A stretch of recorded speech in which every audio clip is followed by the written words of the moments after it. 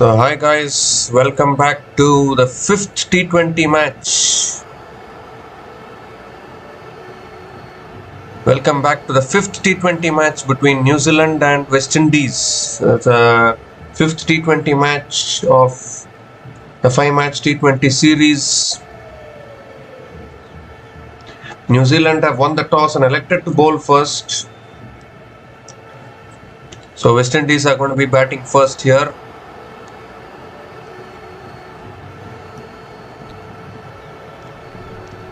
So both the openers of West Indies are out in the middle.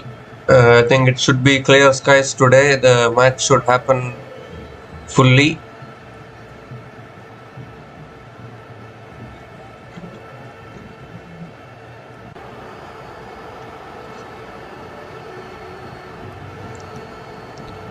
The Shea Hope and Ali Cathanes are opening the batting for West Indies as usual. Jacob Duffy is going to be bowling the first over for New Zealand.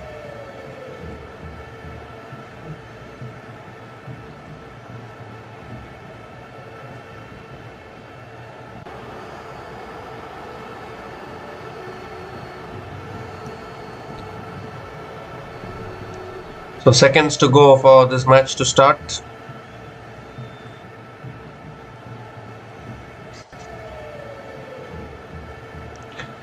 So here we go, all in readiness. Jacob Duffy bowling the first ball of the innings to Shea Hope.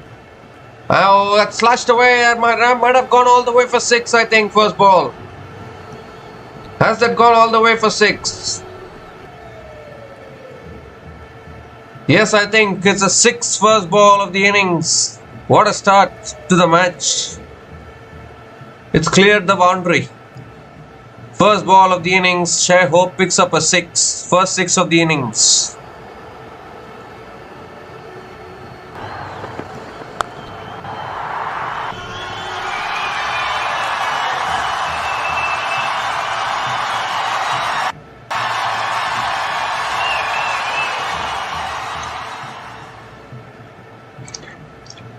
Second ball of the innings. And that's a fuller delivery in inside edge towards deep square leg.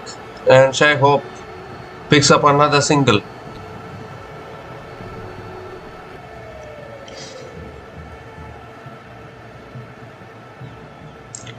There's a new opening pair today. Amir Jangu not playing today, and Jaden Seals has come back into the playing 11 in place of Amir Jangu. So that's why Shea Hope is opening the batting.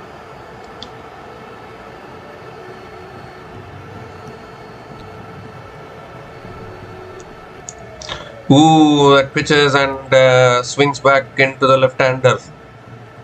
Another dot ball from Jacob Duffy.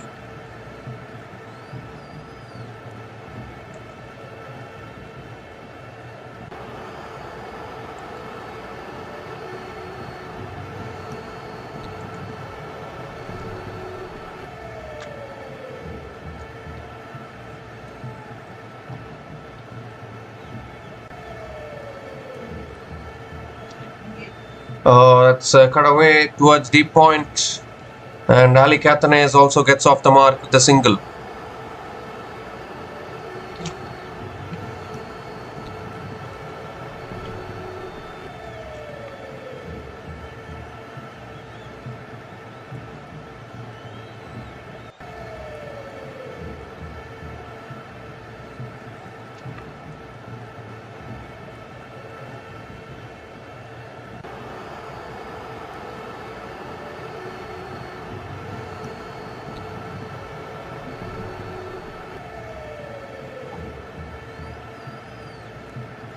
That's a fuller delivery flicked away by Shea Hope, straight to mid-wicket, and another dot ball.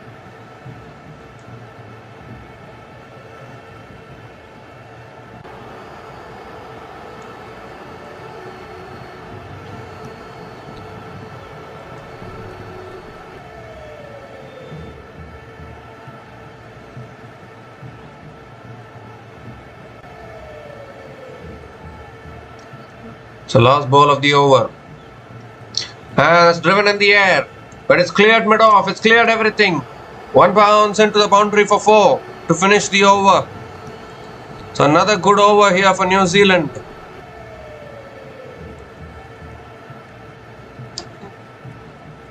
12 runs came from that over, and West Indies are now 12 without loss after 1 over.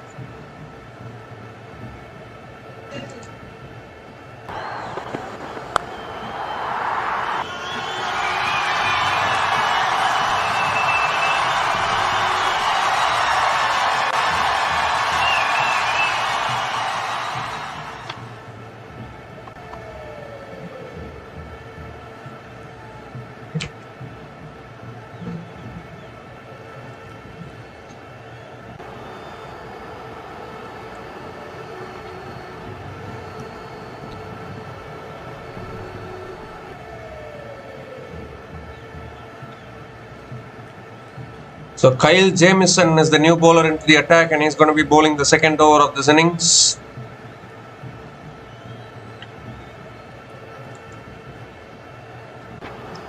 Ali Catanese is on strike.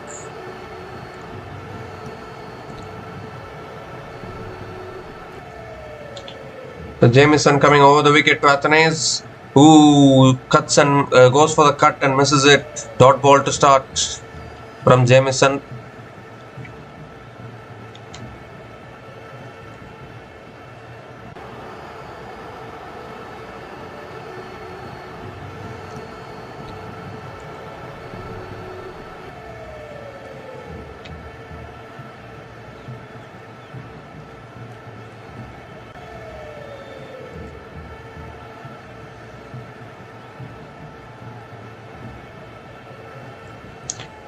The second ball of the over.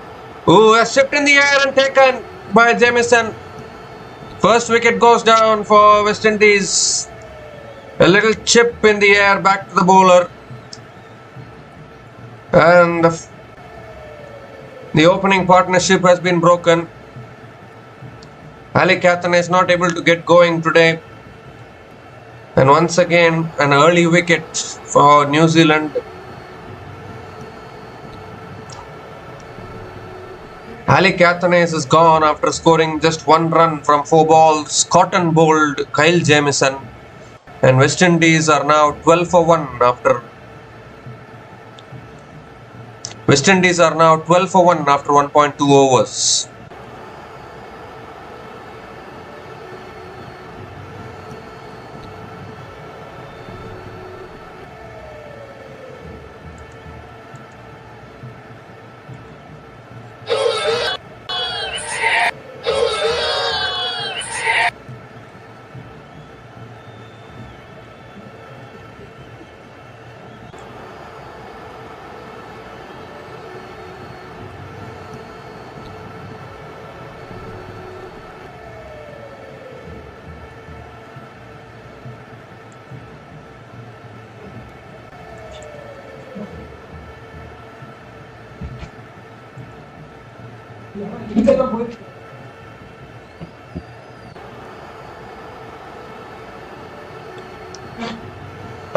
Akeem Auguste is the new bowler. Akeem Auguste is the new batter to the crease for West Indies.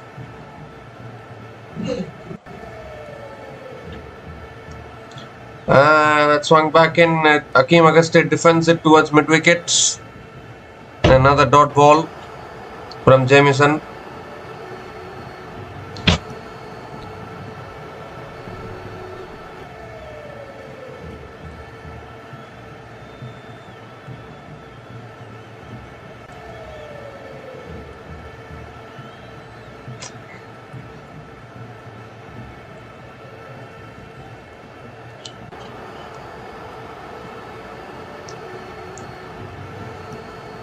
Fourth ball of the over.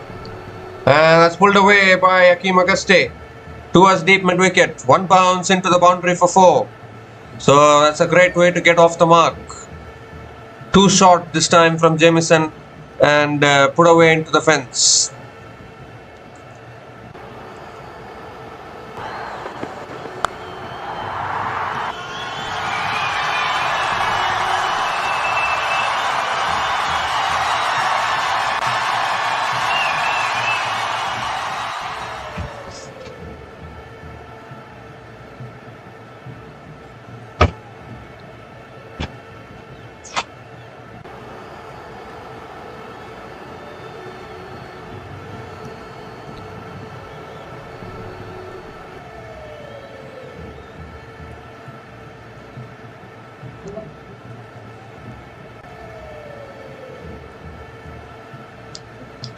Oh, that's a much better delivery. Outside the off stump, Hakeem Auguste lets it go. It's another dot ball.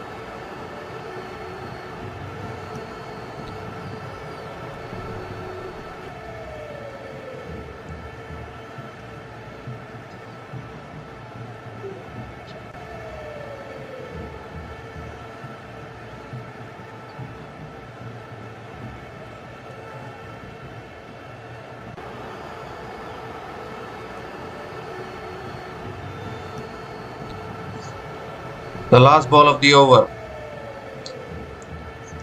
And that's cut away beautifully, finds the gap. And another boundary to finish the over. So 8 runs came from that over, including the wicket of Ali Cathanes. And West Indies are now 20 for 1 after 2 overs.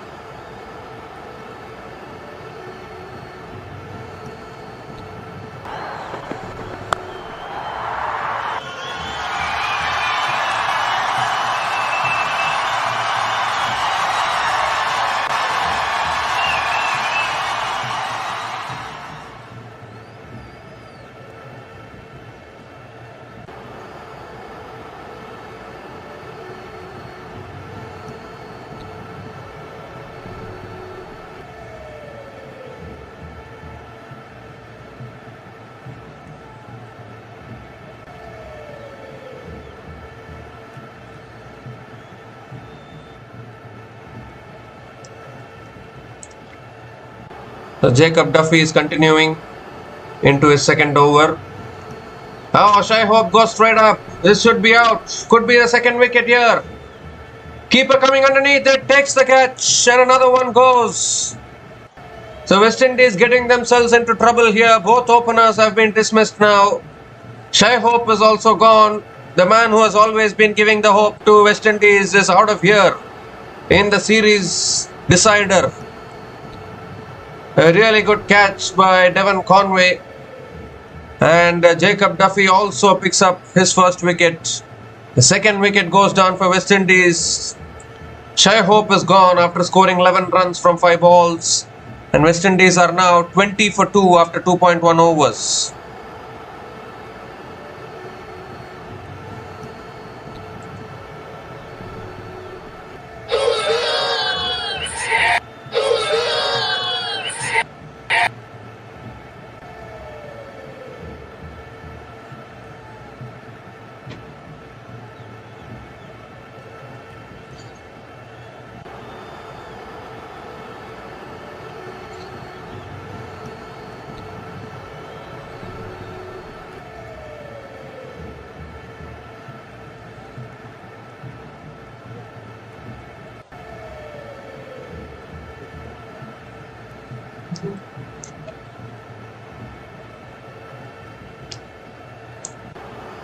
The New Zealand are leading the T20 series 2-1. So West Indies have to win today to level the series, otherwise New Zealand will win the series. So it's pressure more on West Indies rather than New Zealand. Obviously New Zealand also looking to win and win the series completely. So Roston Chase is the new batter to the crease now for West Indies, coming in at number 4 today.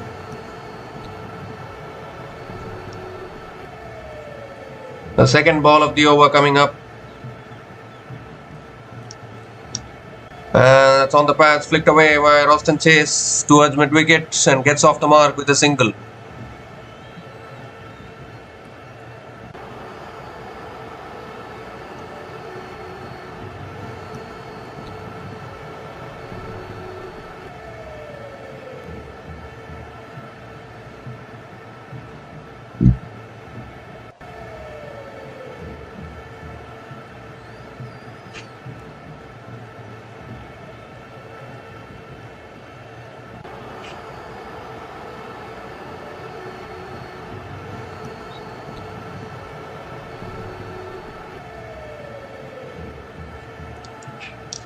Oh, that's a full delivery, bowled him!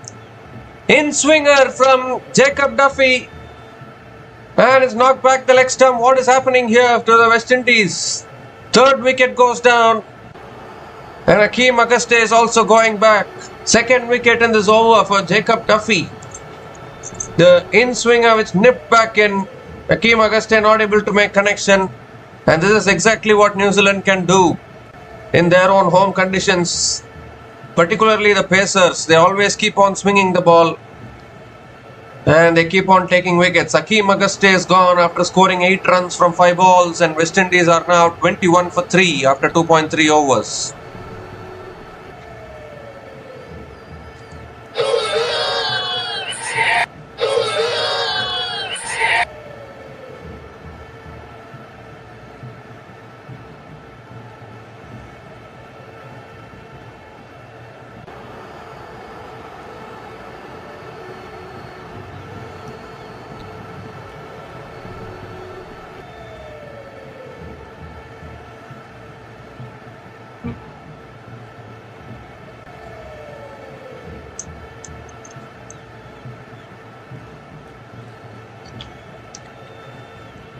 So Sharfin Rutherford is the new batter to the crease, and West Indies getting themselves into trouble here, although they have batting depth.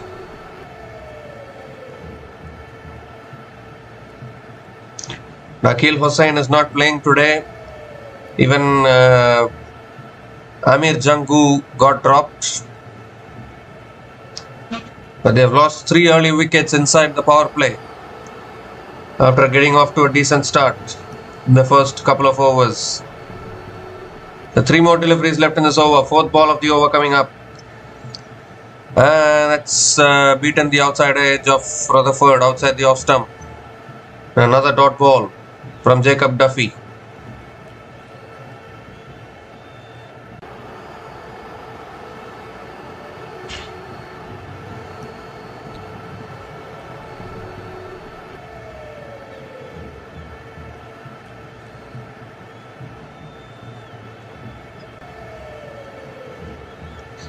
So West Indies in need of a partnership. 2 new batters at the crease. Ooh, Rutherford comes down the wicket. He's looked to go big. Has he nicked it? He has. Another one goes. What is happening? It's a procession going on here for West Indies. Sharfin Rutherford just made it to the, has just come to the crease. But he's gone for the big shot and he's nicked it through to Devon Conway behind the stumps. And suddenly now, the 4th wicket goes down. 3rd wicket in this over for Jacob Duffy. And the New Zealand Pacers can do no wrong today. Sharfin Rutherford is out for a 2-ball duck, and West Indies are now 21 for 4 after 2.5 overs.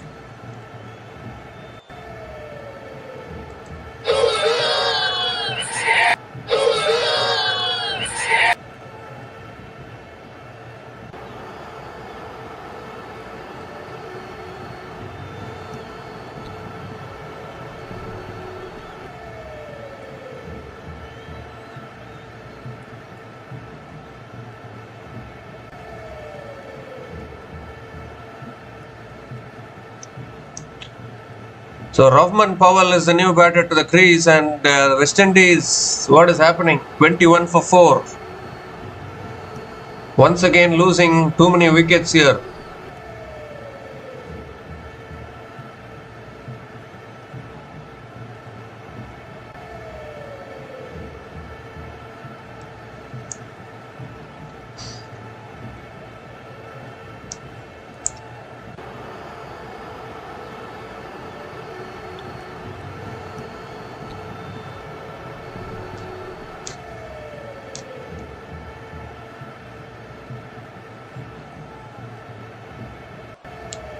So last ball of the over coming up, and Rahman Powell lets it go outside the off stump. A dot ball to finish the over. 1 run came from that over and 3 wickets in that over from Jacob Duffy. A dream over from Jacob Duffy, and West Indies are now 21 for 4 after 3 overs.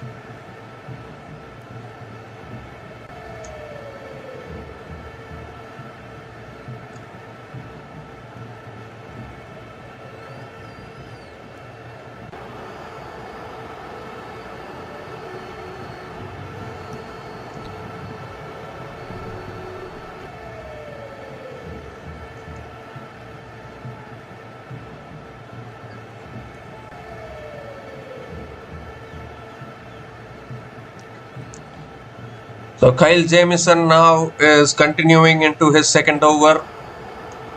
Roston Chase is on strike.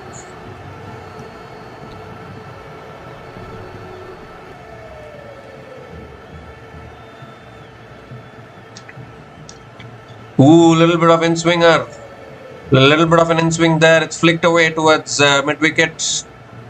And a dot ball to start the over.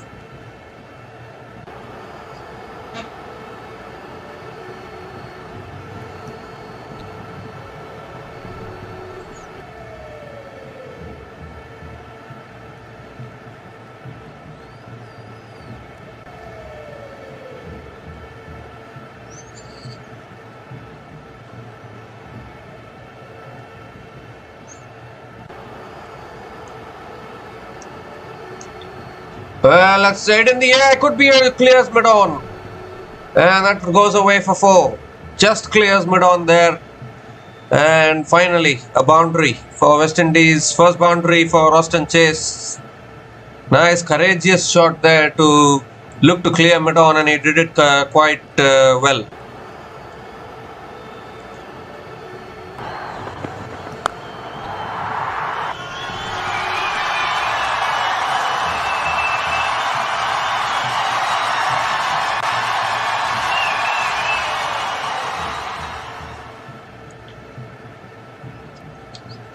And this time again, he's flicked it away straight to mid-wicket, and another dot ball.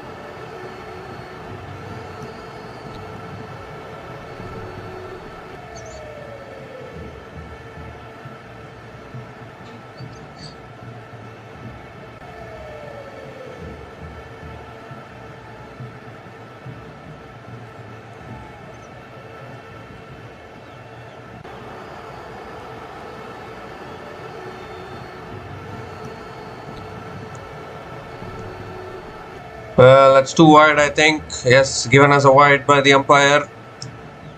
So Jamieson has to reload that one again.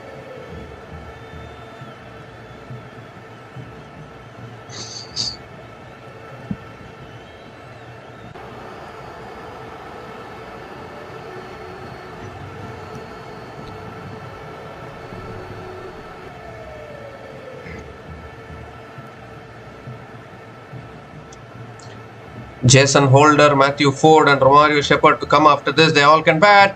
That swung back in. It swung too much, I think. It's gone off the pads through to the keeper, and another dot ball.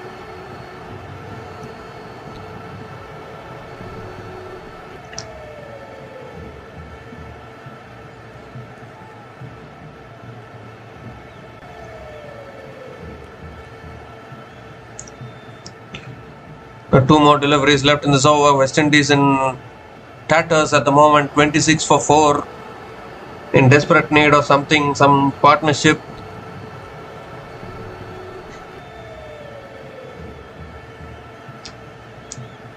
Oh, again back of the length on the stump, defended by Roston Chase.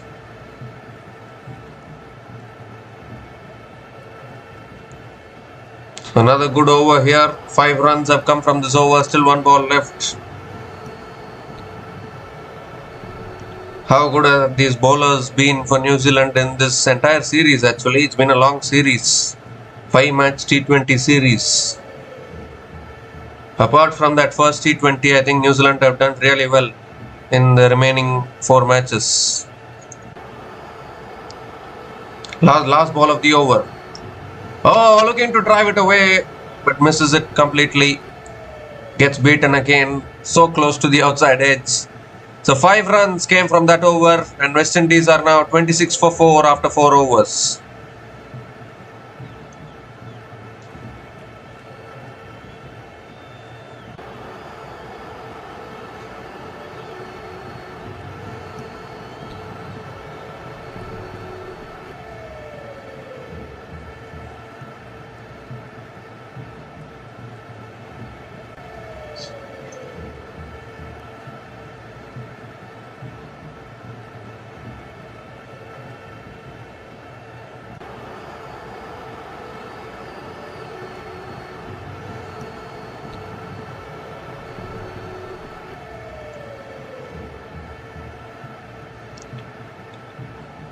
So Jacob Duffy is continuing into his third over, and that's defended again by Rahman Powell towards covers, and another dot ball.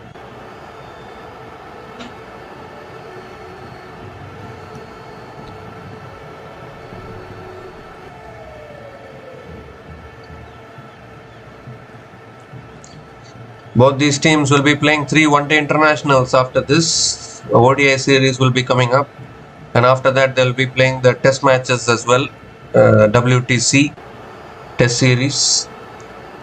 That's on the pads, flicked away by Rahman Powell straight to mid-wicket, and another dot ball.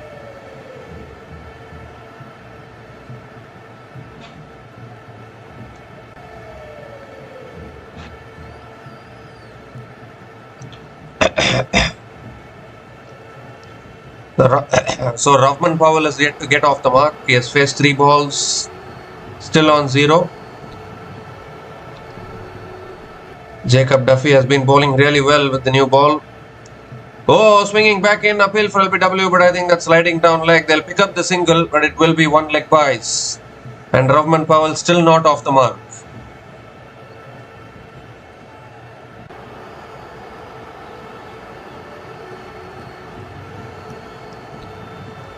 Rahman Powell is still not off the mark. It will change, obviously. It's showing 1 here. Yeah, it's changed now. So Roston Chase is back on strike.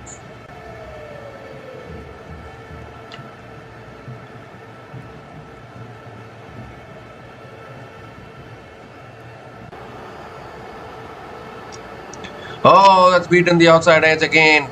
Another beauty outside the off stump from Jacob Duffy. What a start this is for New Zealand. Troubling the batters every single over, every single delivery.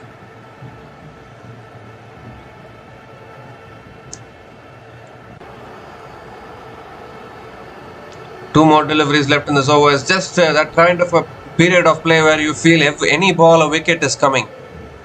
It's that kind of a period of play. But that's full. It's driven down the ground to middle of the chance of run out.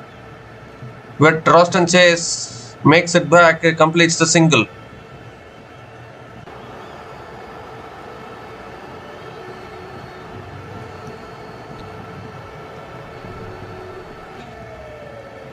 One more delivery left in this over.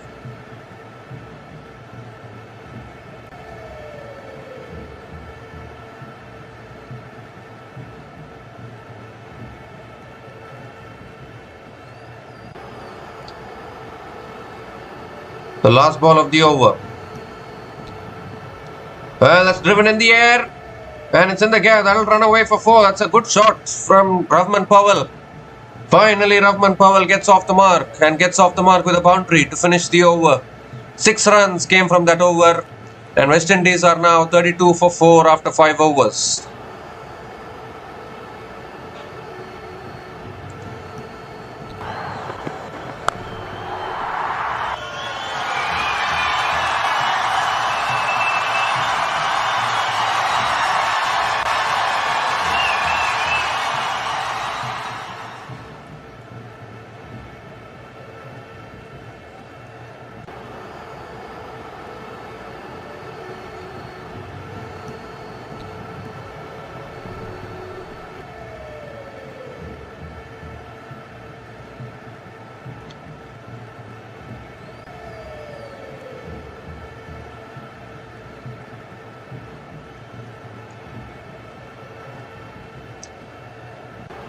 So Jimmy Neesham is the new bowler into the attack here for New Zealand.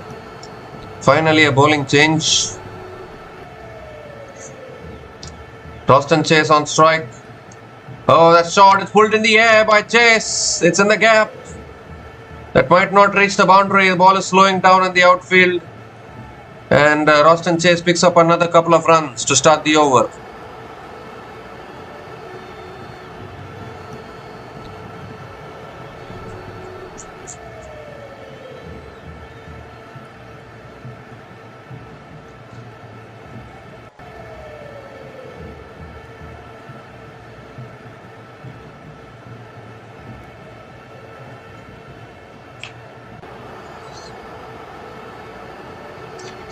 That's short and wide. It's cut away by Chase towards deep point and picks up another single.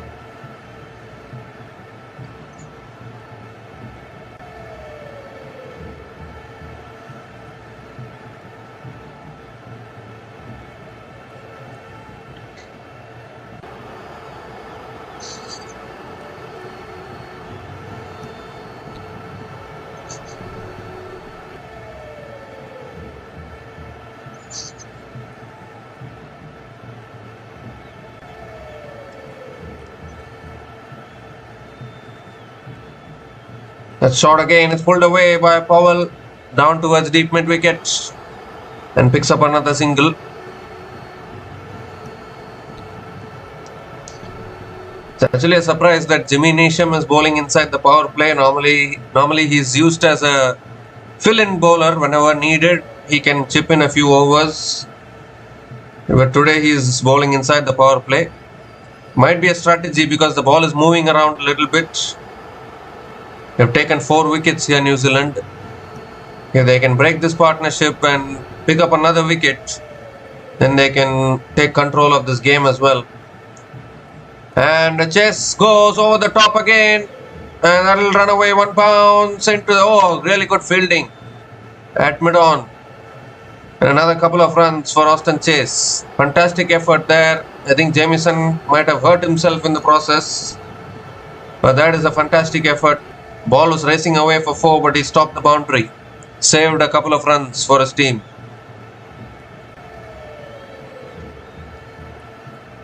Oh, in fact, that's a boundary.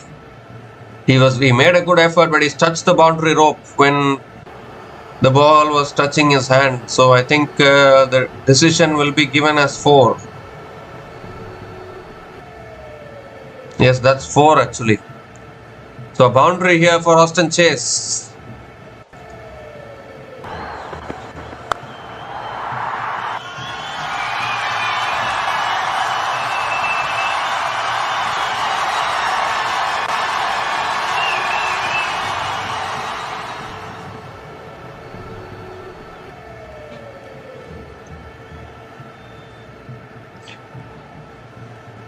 So a good effort by Jamieson, but not able to pull the ball back in before he touched the rope. So a boundary there. 2 more deliveries left in this over, and this time short and wide, cut away towards point, deep point, and picks up another single.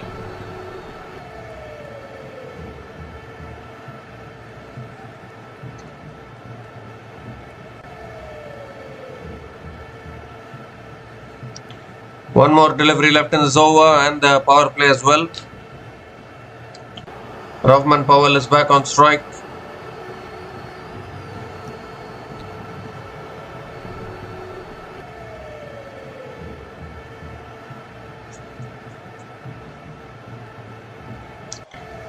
The last ball of the over. And Powell goes high in the air. How far has he got it? He's got it all the way for 6. That's a fantastic shot. A 6 to finish the over. It was in the slot from Jimmy Neesham, and Powell just hit through the line. He's cleared the boundary.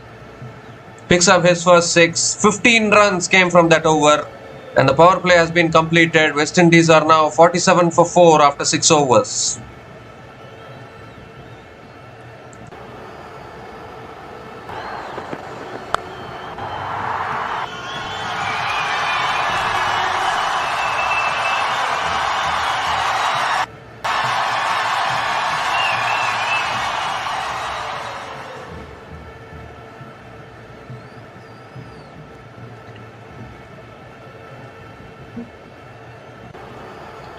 So some change of pace now. Michael Bracewell is the new bowler into the attack here for New Zealand.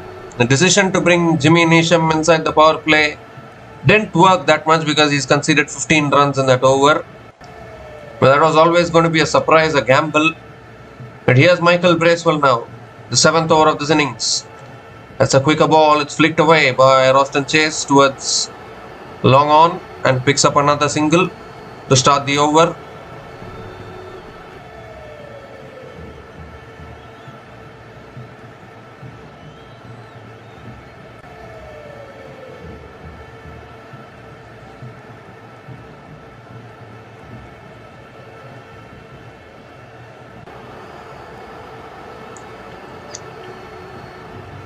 The second ball of the over coming up. And Powell comes down the wicket, goes up in the air. I don't think he's got enough timing on this. Will be out. It is. Another wicket goes down. Rahman Powell looking to play too many shots. He just hit a 6 in the previous over. Once again looking to go big against the right arm off spinner. But this time not able to get enough distance in it. A simple catch for Mark Chapman at deep extra covers, and West Indies get into further trouble. Rahman Powell walking back. A big shot attempted against the run of play. Mark Chapman is too good a fielder to drop those kind of catches. And Michael Bracewell picks up his first wicket as well. Rahman Powell is gone after scoring 11 runs from 8 balls. And half the side back in the pavilion now. West Indies are 48 for 5 after 6.2 overs.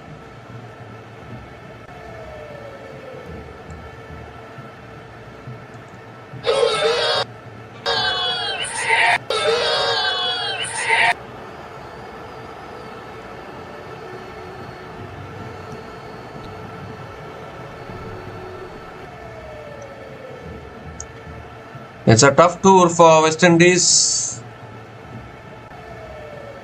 They have an ODI series after this. They're not looking good in the T20 series. They have an ODI and Test series which is even more tough against New Zealand after this in these conditions.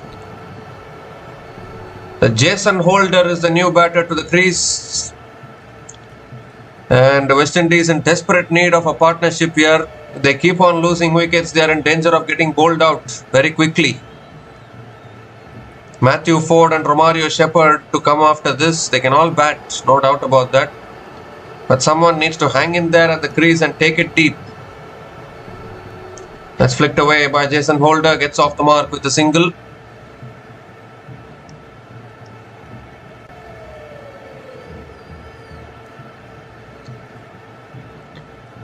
So Roston Chase is back on strike. 3 more deliveries left in this over.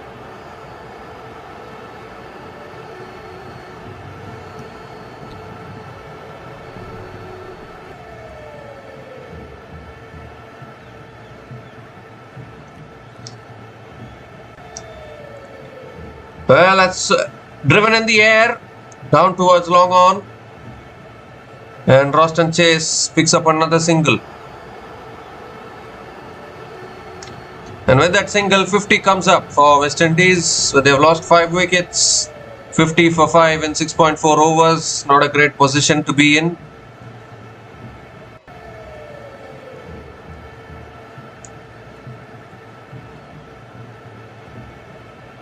That's driven again by Holder straight to covers.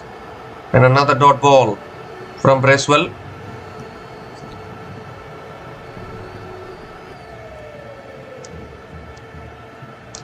The last ball of the over coming up.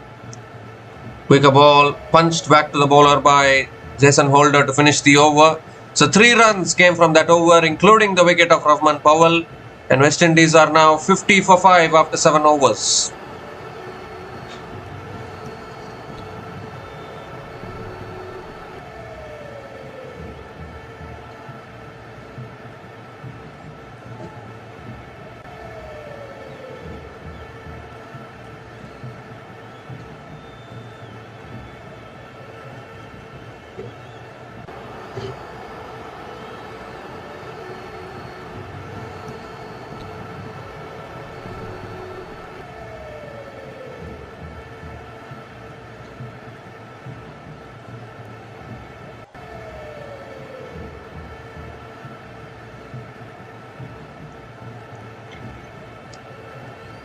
So Ish Sodhi is the new bowler into the attack now for New Zealand. The bowling change here. Roston Chase is on strike. And that's a full toss. That's it straight back down the ground for 4. So a loose delivery to start from Ish Sodhi. And Roston Chase puts it away. Starts the over with a boundary.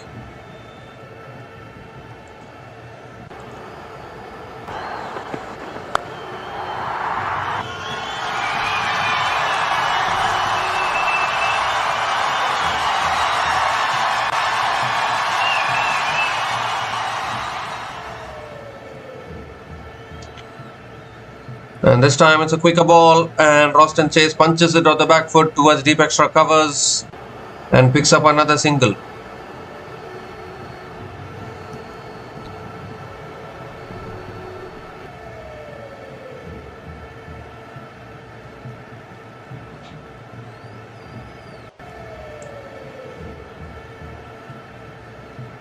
Oh, inside edge! Oh, that just about missed the stumps.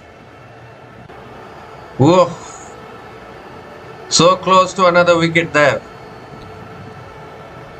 Flattered delivery. The holder went onto the back foot. That could have gone back onto the stumps, but it missed it. Maybe holder's day today.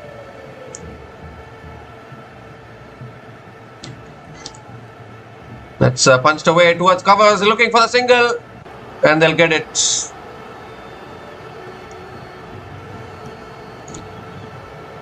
So another single for Jason Holder.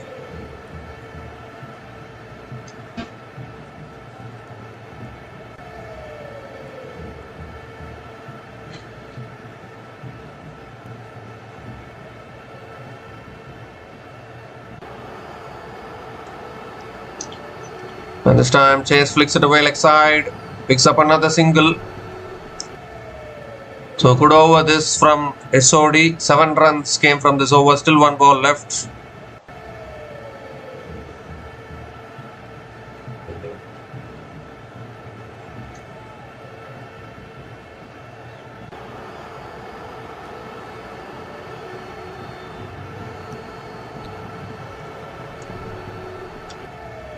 The last ball of the over.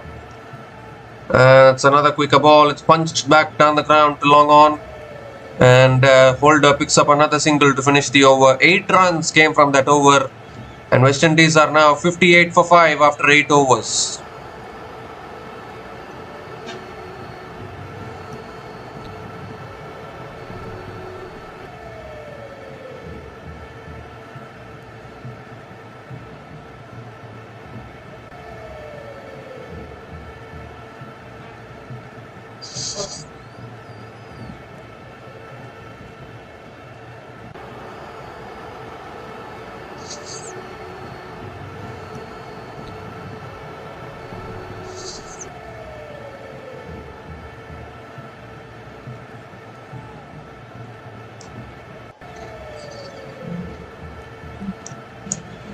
Another bowling change here. It's Mitchell Santner who is into the attack now.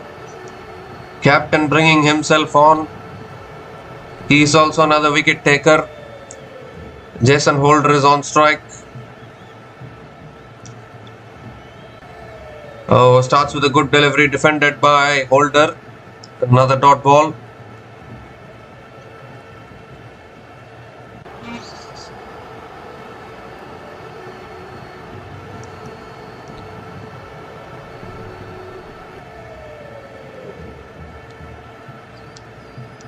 Quicker ball flicked away by Holder and completes the single.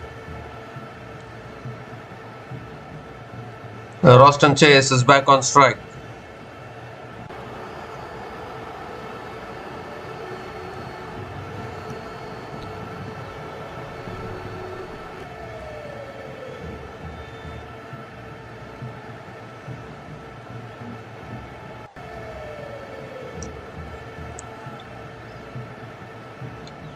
Oh, it's looking for the big shot inside edge. Goes past the keeper. It won't go for 4. It will be just a single.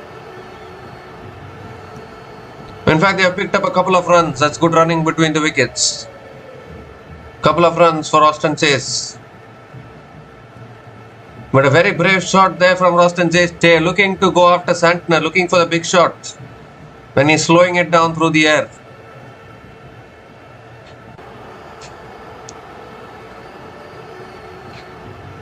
Quicker ball again. This time Chase flicks it away towards long on and picks up another single.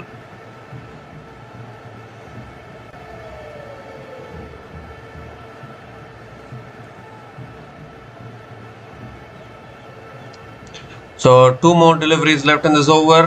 Holder back on strike. Another quicker ball flicked away again by Holder. Picks up another single. 5 runs have come from this over. Still 1 ball left.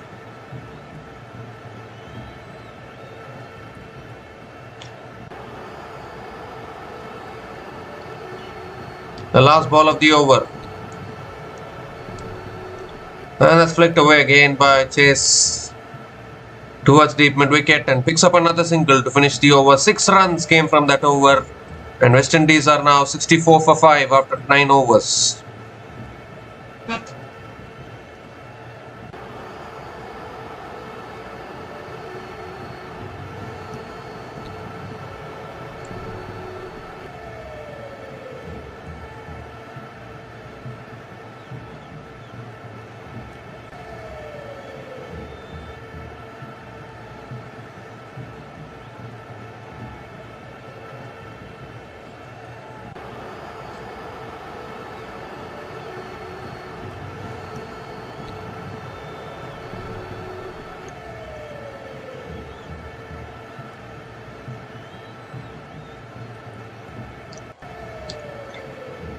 So 64 for 5 now, West Indies after 9 overs. I think they'll continue with their 3 spinners who still have 3 overs left each. 9 overs between them left.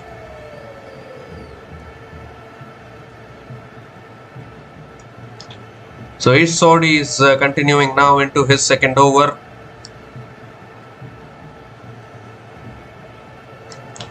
Roston Chase is on strike.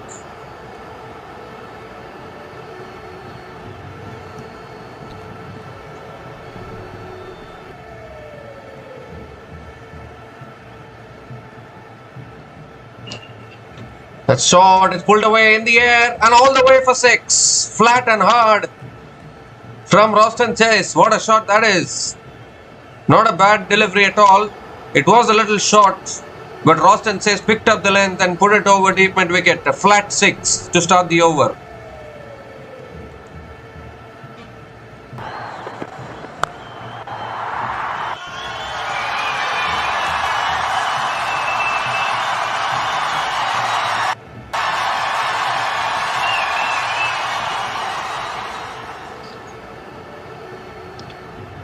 And this time it's tossed up again, inside edge onto the pads.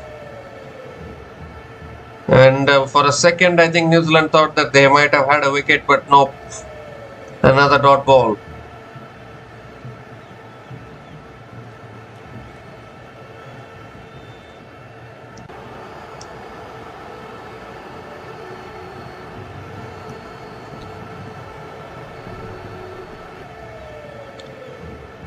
It's a flatter ball. Oh, driven straight to cover. Chance of a run out of the ball is and oh, direct. It would have been curtains for Jason Holder, and I don't know what Jason Sodi was doing. He should have been behind the stumps. He should have been ready to gather the ball and take the stumps off, but instead he was looking. Easy chance of a run out. Complete miscommunication. He even slipped while making it back. If Sodi had been there behind the stumps, he would have collected and taken the bails off. Still, that would have been gone. But an opportunity missed. 3 more deliveries left in this over. That's flicked away this time towards deep mid wicket. And another single for Roston Chase.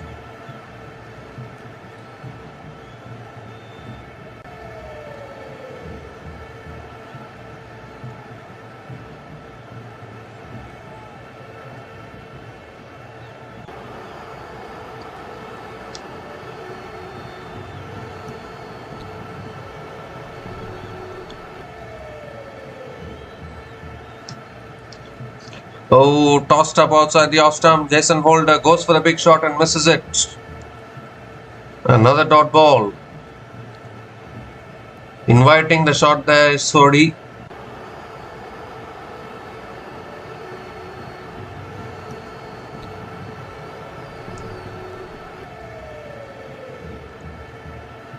The last ball of the over coming up. And that's cut away in the air. Oh, left shot and also goes through the fielder. It's also beaten the fielder and into the boundary for 4. Complete misjudgment from the fielder at point. And the holder picks up the boundary to finish the over. So 11 runs came from that over, and West Indies are now 75 for 5 at the halfway mark after 10 overs. And it's also the time for the drinks break.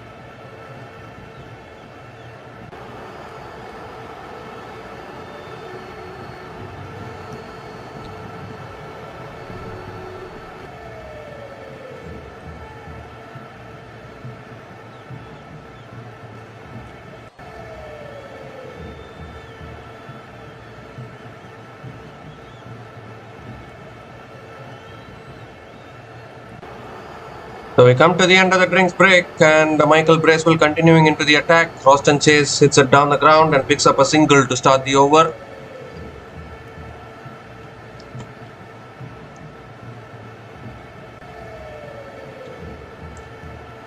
And this time Jason Holder goes straight and goes massive. Hits the side screen on the full. Another 6 here for Jason Holder. Once again, the lower order of West Indies trying to make a revival act. This is a good partnership building up. Really good shot straight down the ground. First 6 for Jason Holder.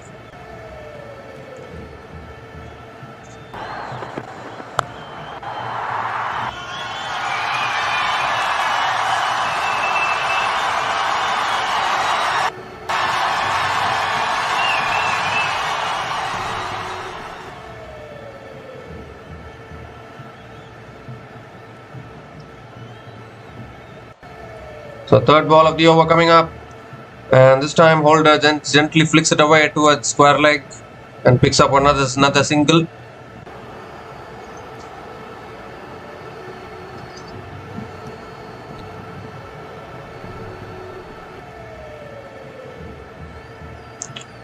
This partnership is now 35 from 25 balls between these two batters. It's flicked away again by Roston Chase towards deep mid wicket and picks up another single.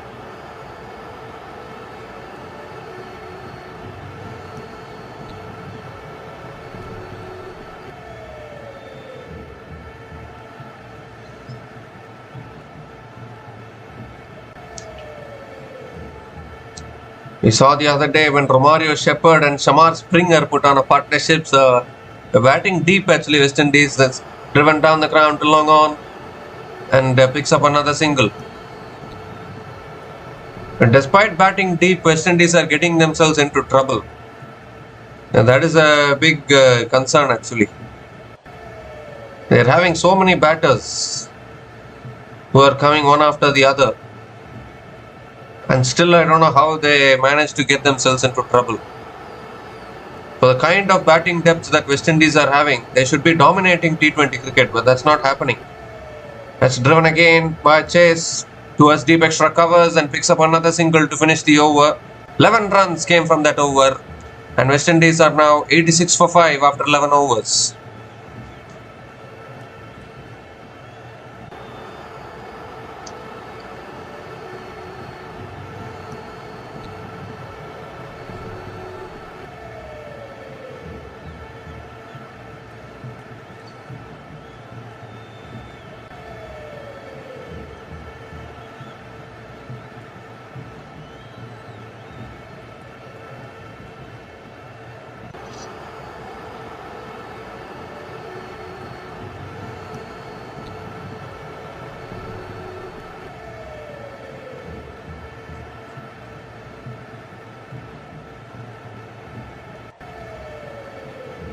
So Jimmy Neesham has been brought back into the attack, conceded 15 runs in his first over. Roston Chase is on strike. That's short and wide. It's cut down the ground straight to mid-off. Dot ball to start the over.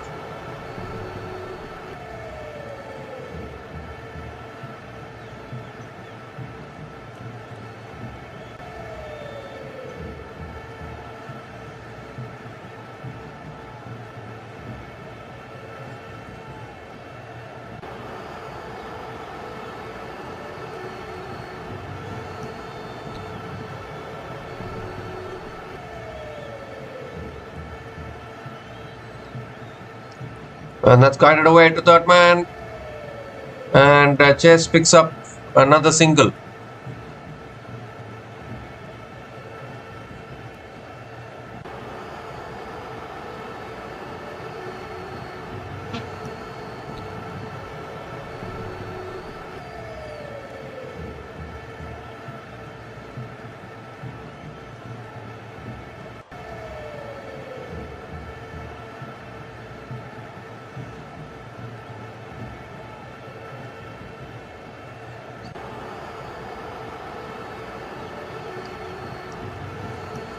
That's short this time, pulled away by Jason Holder towards deep mid wicket and picks up another single.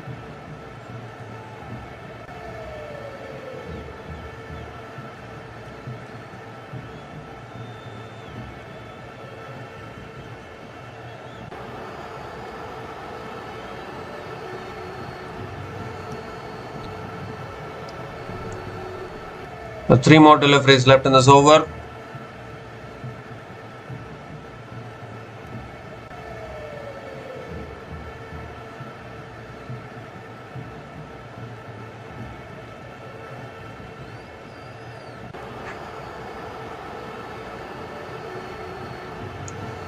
And Chase comes down the wicket, it's it in the air, 1 bounce to mid-off and a misfield as well. From mid-off allows the single to be completed. Or even otherwise the single would have been completed, I think. The 3 singles in this over, still 2 balls left.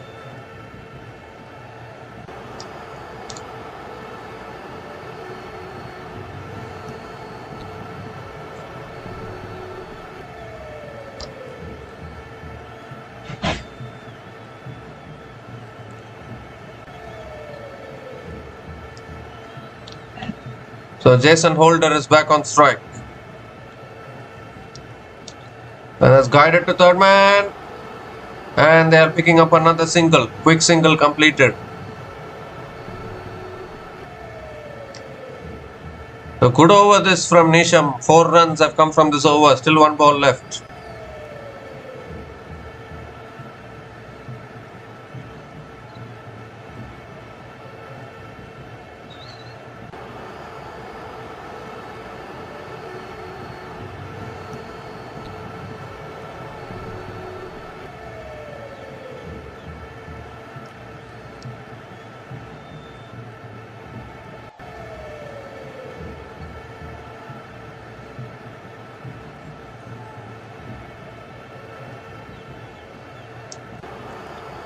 So last ball of the over from Nisham. Looks to cut it away. In fact, he's taken the nick there. He's taken the nick through to the keeper. So another wicket goes down. It was short and wide. Width was there. Roston Chase went for the cut shot. He's nicked it through to Conway. And this good partnership which was building between Roston Chase and Jason Holder has been broken by Jimmy Nisham. A really good over actually. Just 4 runs came from that over. The last ball of the over. Nisham has picked up the wicket. So the 6th wicket goes down for West Indies. Roston Chase is gone after a good knock of 38 from 32 balls. West Indies are now 90 for 6 after 12 overs.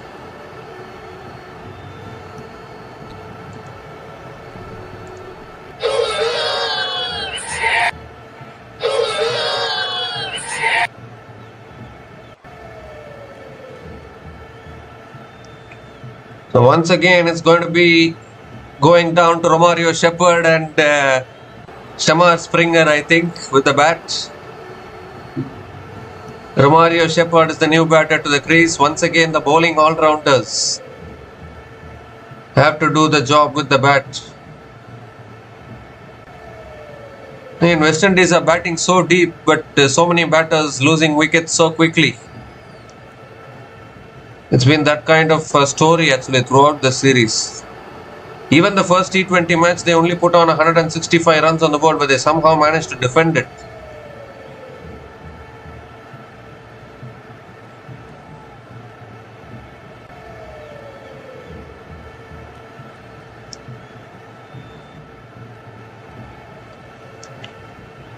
So Romario Shepard is the new batter to the crease, but he's at the non-strikers end now. Ish Sodhi is back into the attack, into his 3rd over. Jason Holder is on strike. Ooh, on the stumps, defended by Holder. Another dot ball from Ish Sodhi.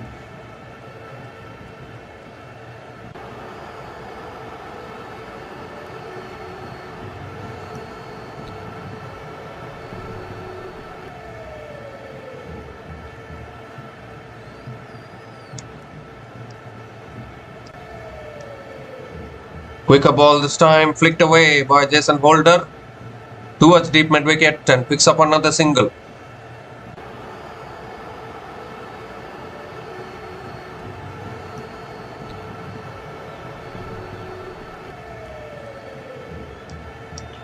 Romario Shepard is taking guard now.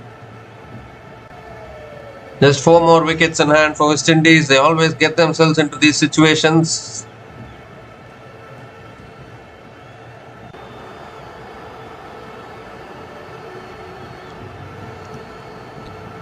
That's short, it's pulled away by Shepard towards deep square leg. Oh, good fielding by Rachin Ravindra. I think the fielder in the deep has saved 3 runs for his team there. Another single for Romario Shepard. Romario Shepard gets off the mark with a single.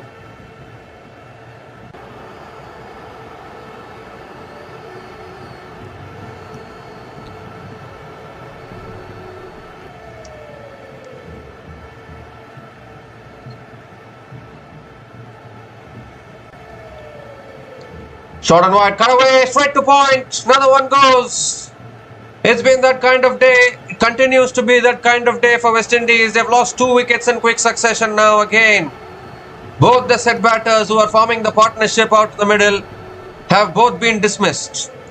This time it's Ish Sodhi who has dismissed another set batter, Jason Holder. Soft dismissal. Just floated up outside the off stump. I mean, it was short and wide outside the off stump. And Holder has cut it straight into the hands of the fielder at point. Neesham takes the catch at point. Jason Holder is gone after scoring 20 runs from 19 balls. And West Indies are now 92 for 7 after 12.4 overs.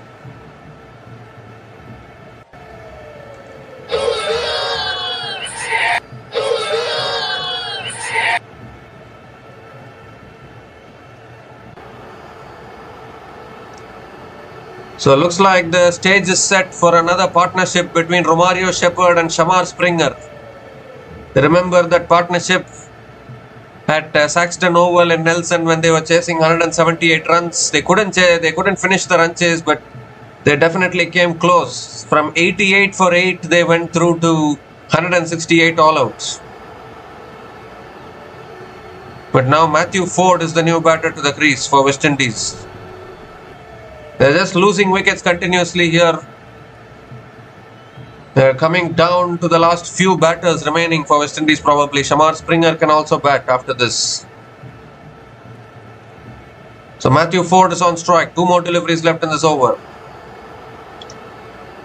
Oh, looking to drive it away inside edge towards square leg and another dot ball.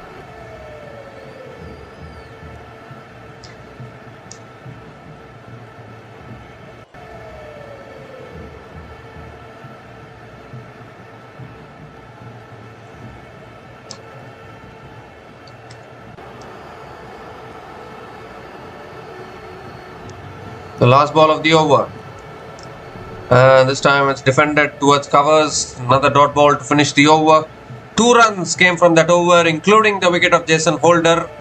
And West Indies are now 92 for 7 after 13 overs.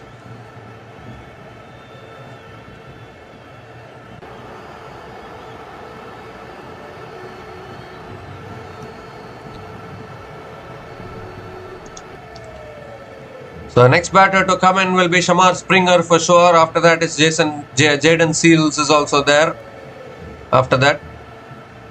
But Shamar Springer showed his capabilities in that third T20 international, in which they were looking to chase down that 178 runs but fell short in the end. But they gave a scare to New Zealand in that match before losing. The Mitch Santner now back into the attack, and that's a quicker ball. It's punched back to the bowler by Romario Shepard. Again a dot ball to start the over.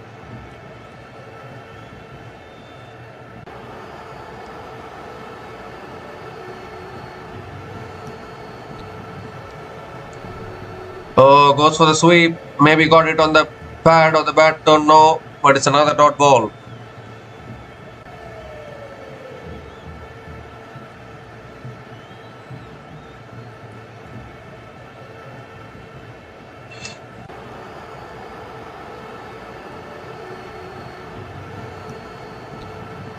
Well, that's too wide. Too wide outside the off stump. In fact, umpires want to check whether it's a no ball or a wide. Because if it is bowled outside the pitch, then it will be given as a no ball. A rare occasion of a very horrible delivery actually from Mitch Santner. You don't see him bowling those kind of deliveries outside the off stump like that.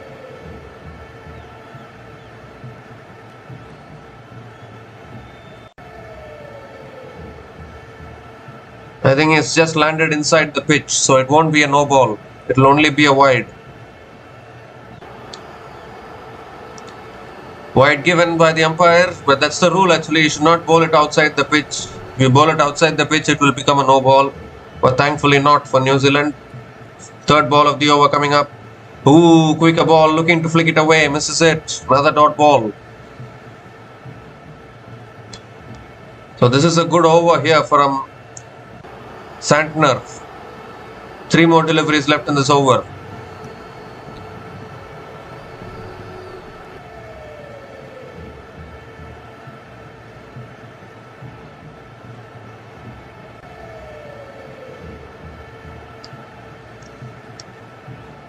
That won't be a wide, but it's gone off the pads towards short fine leg, and Shepard picks up another single.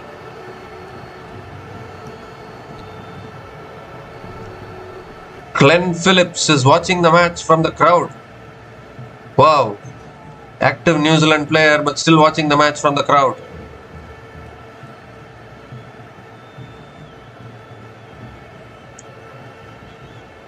Well, a shot is pulled in the air. Could be out. Fielder coming in. Takes the catch. Jimmy Neesham takes the catch at long on. And Matthew Ford also has to go. What a shot to play against Mitch Santner, who is bowling really well. It was a quicker ball. Matthew Ford didn't get anything on it. Only managed to sky it in the air. And Jimmy Neesham running in has taken a really good catch at long on. And another wicket. 8th wicket goes down for West Indies. And once again the stage is set for Shamar Springer and Romario Shepard to do what they did in the third T20 international to take West Indies to a competitive score.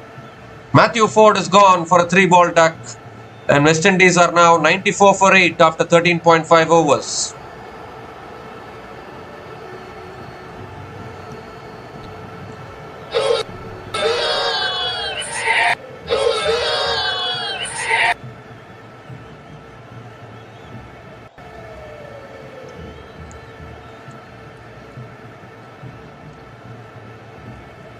So New Zealand will be looking to wrap things up quickly. It's the last recognized batting pair for West Indies. Shamar Springer is the new batter to the crease. And if anyone remembers what these two batters did just a couple of T20s ago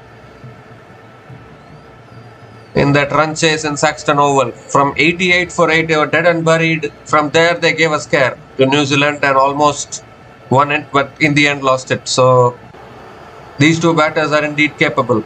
Last ball of the over coming up. Shamar Springer on strike. That's a quicker ball. It's punched back to the bowler. Another dot ball to finish the over.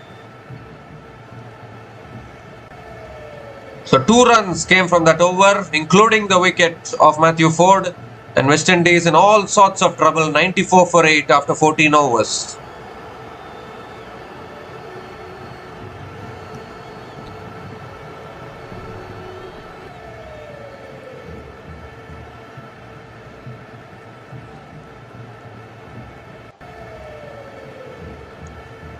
So 6 overs left in this innings. Can they cross 100 runs? That's another big question actually. There are only 2 more wickets in hand.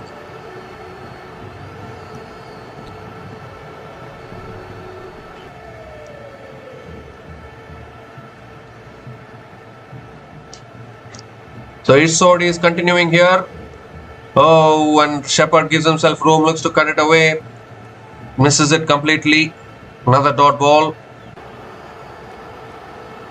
Ishsodi into his last over now. He also has good figures, 1 for 21 in his 3.1 overs.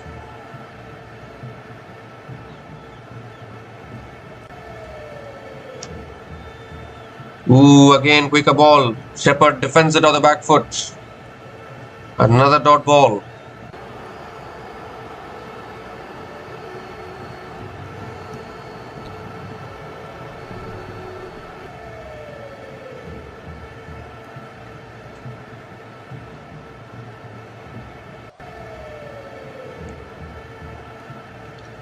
Well, that short and wide is cut away.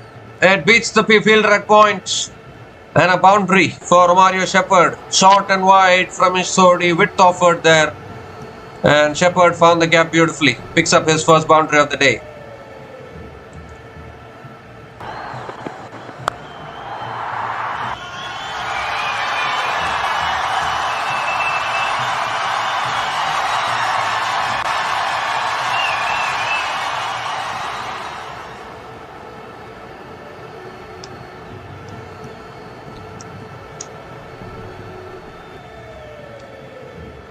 Well, Shepard gives himself room, cuts it away, straight to covers. And another dot ball.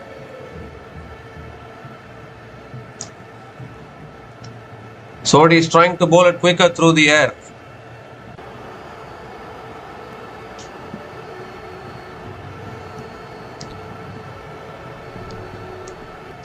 Tossed up outside the off stump, is sliced in the air, clears the fielders. And that'll race away for 4 as well to finish the over. Oh, in fact, still one more delivery left. The second boundary in this over. for Mario Shepard, and 100 comes up for West Indies. They have huffed and puffed to get to 100 runs, which is not a good sign in 14.5 overs, but another boundary for Shepard.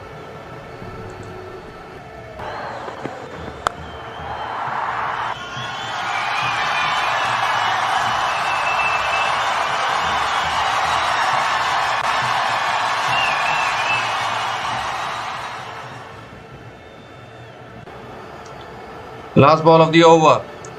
And there's an appeal for LBW. Umpire says not out. Was that sliding down leg? They're going to have a look, I think. Yes, Santner has gone upstairs for a review. We need to have a look at this. This could be another big wicket here for Mario Shepard. He's a big hitter of the ball. I think it was a googly from Ish Sodhi, the last ball of his spell.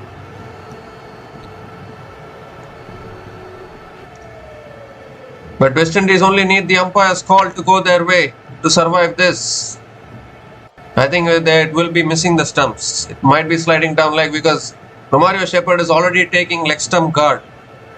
And that takes the LBW out of the equation. Because if you're standing on leg stump, if you plant your front foot, it's going to either clip the stumps or miss the stumps. The chances of the ball hitting the stumps on the flush is very low. But anyways, we'll have a look at the ball tracking. Pitching in line, impact in line. And the wickets is umpire's call. So they'll retain the review, but the decision will be not out. But that is exactly what I was talking about. He's standing on leg stump. So the LBW becomes a little tough when you're standing on leg stump. So it will remain not out. Decision will remain not out. So 8 runs came from that over, and West Indies are now 102 for 8 after 15 overs.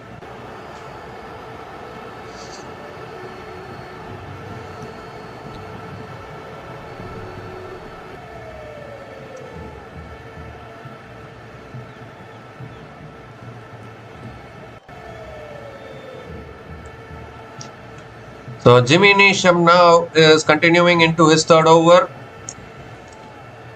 And that's a full delivery. Shamar Springer drives it straight to deep extra covers and picks up another single.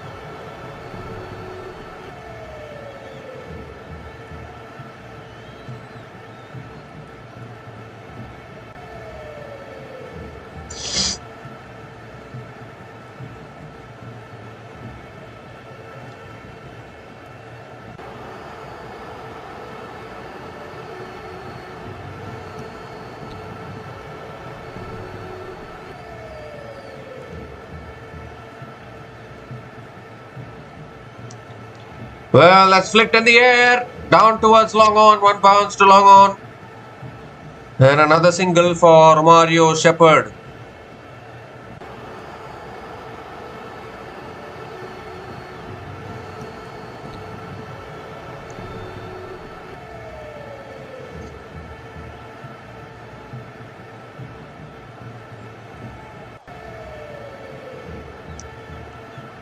The third ball of the over coming up.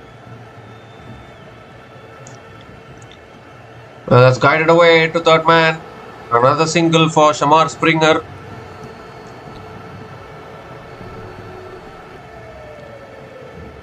The 3 singles in this over, still 3 balls left.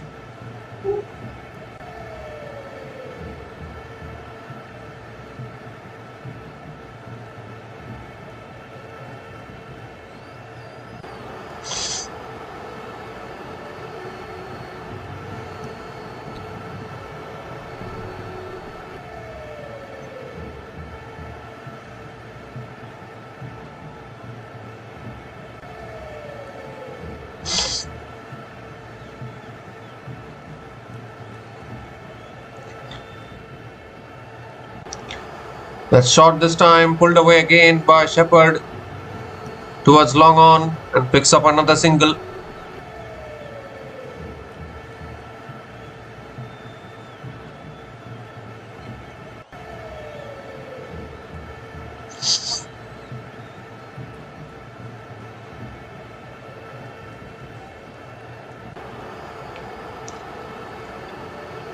So 2 more deliveries left in this over, 4 runs from this over so far. This partnership now 12 runs from 11 balls. Can we see another Houdini act pulled off by Shepard and Shamar Springer? I mean, Houdini act in the sense, but at least form a partnership that's driven down the ground by Springer towards long off and picks up another single.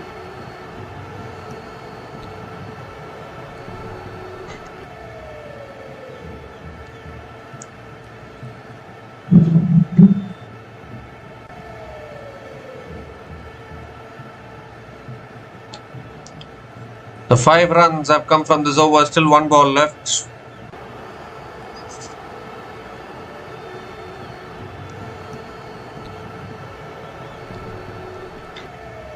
Last ball of the over. Oh, that's pulled in the air, clears the keeper.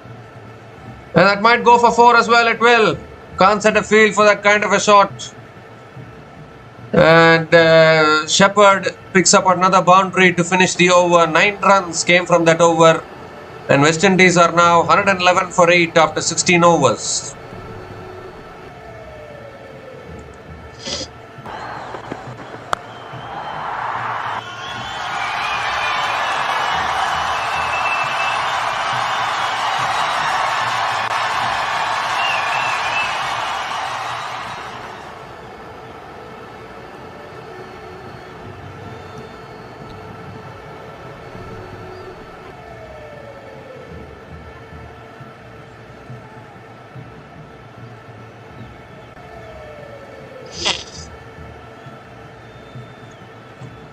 So 4 more overs left in this innings, and can West Indies push towards at least 140, 150 with still 2 wickets in hand? And Mitch Santner still has 2 overs left in his spell. I think he's going to continue. But that was very lucky for Shepard, just cleared the keeper and it went for 4, the last ball of the previous over. But it's been a struggle for West Indies actually today. This batting performance, they just kept on losing wickets. And now somehow managing to get to a decent total. Here's Santner. That's a quicker ball, and Shamar Springer hits it down the ground to long on and picks up another single to start the over.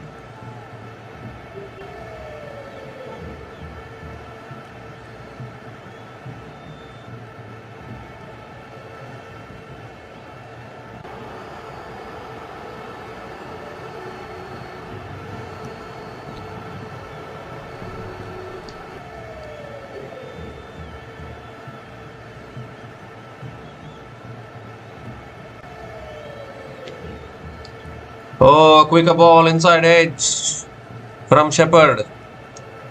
Another dot ball from Santner.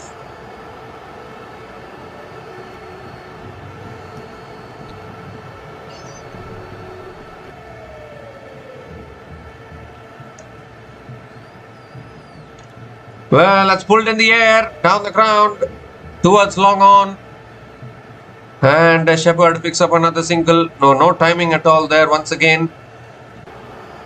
But they'll pick up another single here and now. Shamar Springer is back on strike.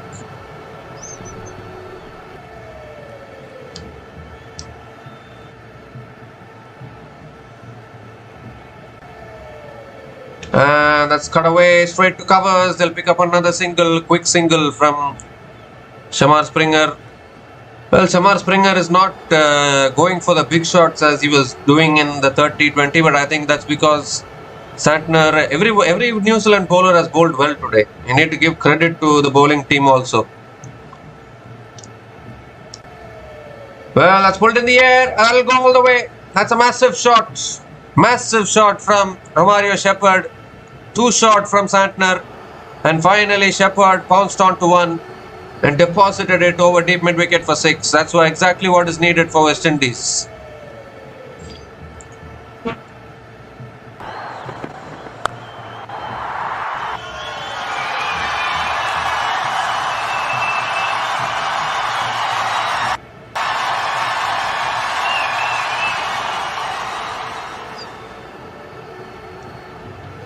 Last ball of the over is cut away straight to point, and another dot ball to finish the over.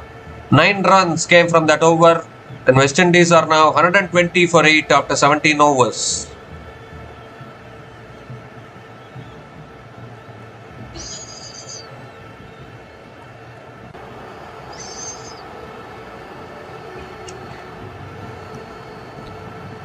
So 3 more overs left in this innings now, and I think 140, 150 can be on the cards, provided both these batters can keep playing these shots. But still, I don't think so. I don't think it will be enough to defend, but at least they can give themselves a chance by getting to 140, 150. So Jacob Duffy is back into the attack now, into his last over. It's been a fantastic spell for Jacob Duffy, 3 for 18 in his 3 overs. Shamar Springer on strike. And that's guided away towards deep point. And Shamar Springer picks up another single to start the over.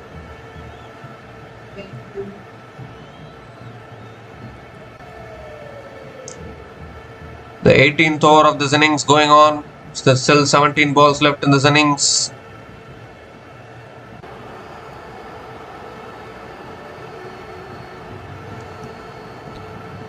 So Romario Shepard is back on strike. Oh, short and wide. Shepard going for the cut shot and missing it. Another dot ball. It's given as a wide, in fact. So Jacob Duffy has to reload that one again.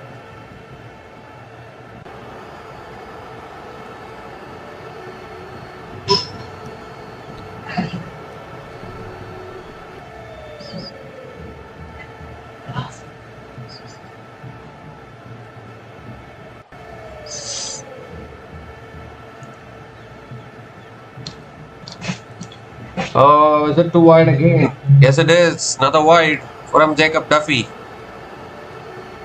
Back-to-back wides. I guess we can say that West Indies have done well to reach this position after losing so many wickets. This partnership now again 29 from 20 balls. It's something about Romario Shepard and Shamar Springer batting along with each other.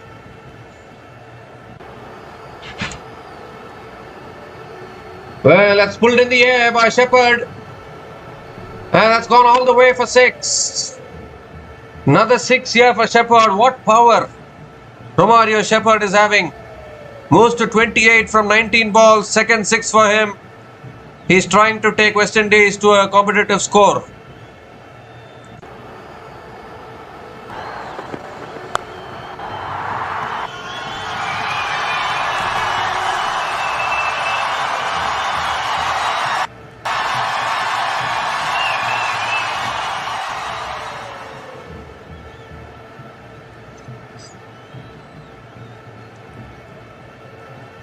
And Shepard goes again, and that's massive again.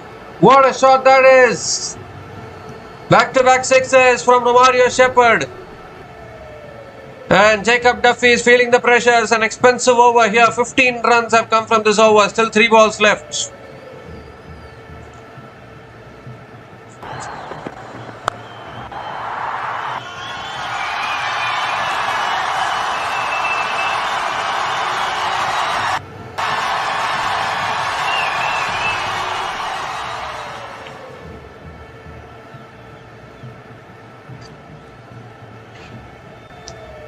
Romario Shepard moves to 34 from 20 balls. This is the danger that he can provide towards the end of an innings with still 15 balls left. Surely now 150 on the cards. New Zealand need a wicket. And that's the cutaway again in the air. Oh, fielder diving forward, can't get hold of it. And another couple of runs for Shepard as well. Didn't get the timing in that. The fielder, good effort from Tim Robinson at deep extra covers. Ball dipped on him, but couldn't get a hold of that.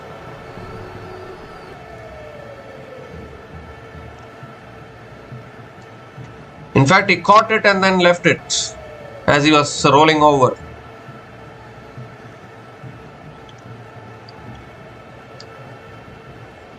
Now 2 more deliveries left in this over.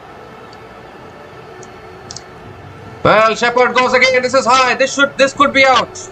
This could be out. It is. Jimmy Neesham, cool and calm underneath the ball, completes the catch, and that's a big one. That's the big wicket that New Zealand wanted. Romario Shepard is gone. Jacob Duffy strikes again, picks up his 4th wicket today. Shepard, I think, has done a decent job actually. He's got West Indies to 137 now. But he's lost his wicket. Mistimed hit there, mistimed shot. Simple catch for Jimmy Neesham at long on. So Romario Shepard is gone after scoring 36 runs from 22 balls. And West Indies are now 137 for 9 after 17.5 overs.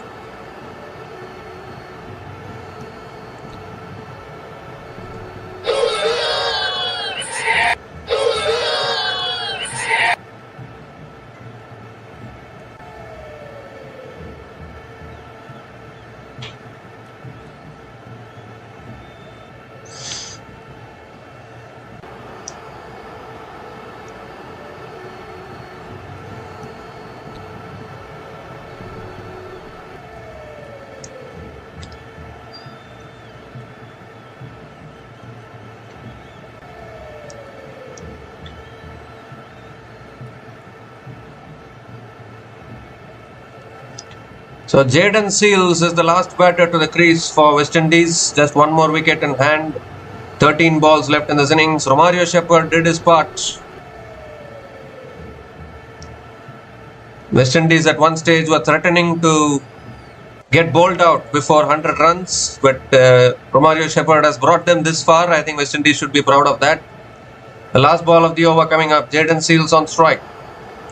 Oh, that's defended in the air a little bit. And Jayden Seales doesn't take the run. It's a dot ball to finish the over.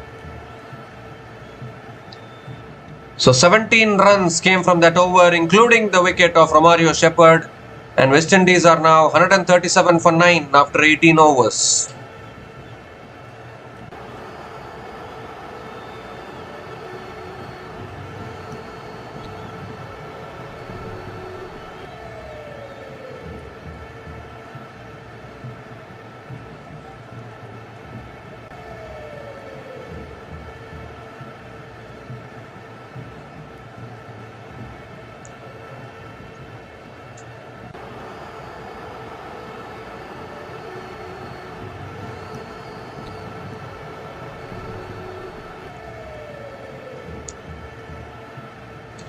Okay, so Jimmy Neesham has been trusted a lot today with the ball.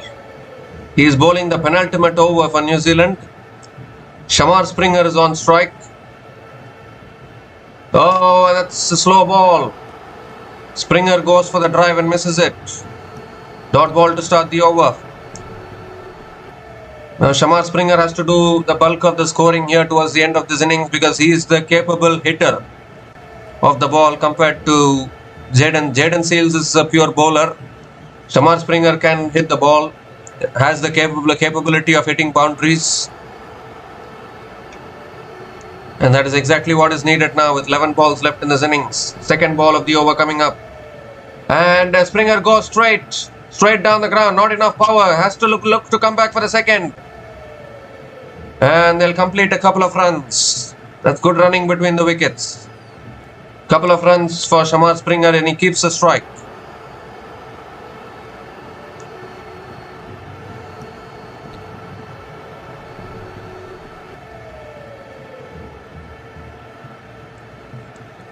So 10 more deliveries left in this innings.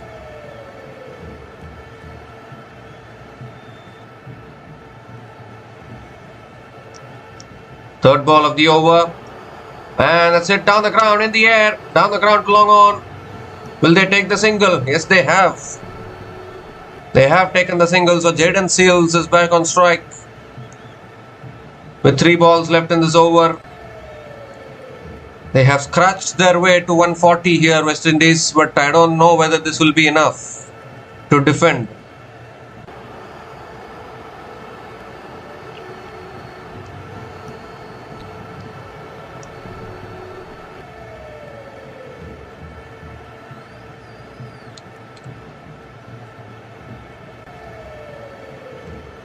So 3 more deliveries left in this over. Can Jayden Seales give the strike back to Shamar Springer, who hasn't hit a boundary so far?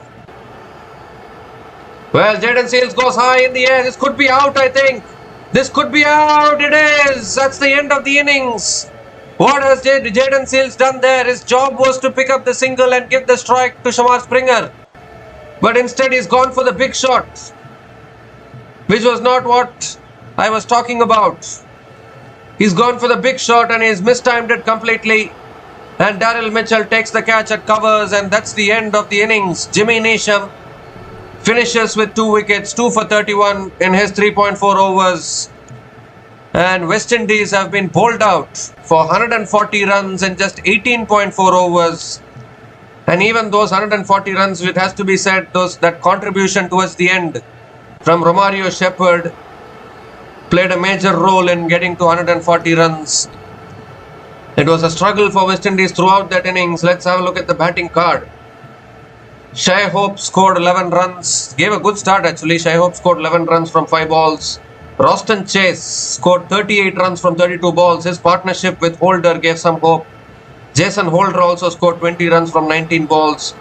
But towards the end, that contribution from Romario Shepard, 36 from 22 balls with 3 boundaries and 3 maximums at a strike rate of 163.6. pushed the West Indies so far. But still, 140, I doubt whether it will be enough. And the pick of the bowlers for New Zealand today was Jacob Duffy with 4 for 35 in his 4 overs. Jimmy Neesham also finishing with a couple of wickets, 2 for 31 in his 3.4 overs. And all the spinners also bowled really well for New Zealand. You look at the number of wickets that have fallen. 9 wickets have been fallen while in the caught form of dismissals. Fielders taking catches. In that form of dismissals, 9 times the batters have got out in this innings. So that clearly shows that West Indies have played a lot of mistimed shots today. But a fantastic bowling performance from New Zealand. They can be proud that they have bowled out West Indies for 140 runs. So New Zealand, when they come out to bat, will need 141 runs to win from their full quota of 20 overs to win this match and win the series 3-1. We'll be back again shortly to cover the run chase. Until then, please stay tuned.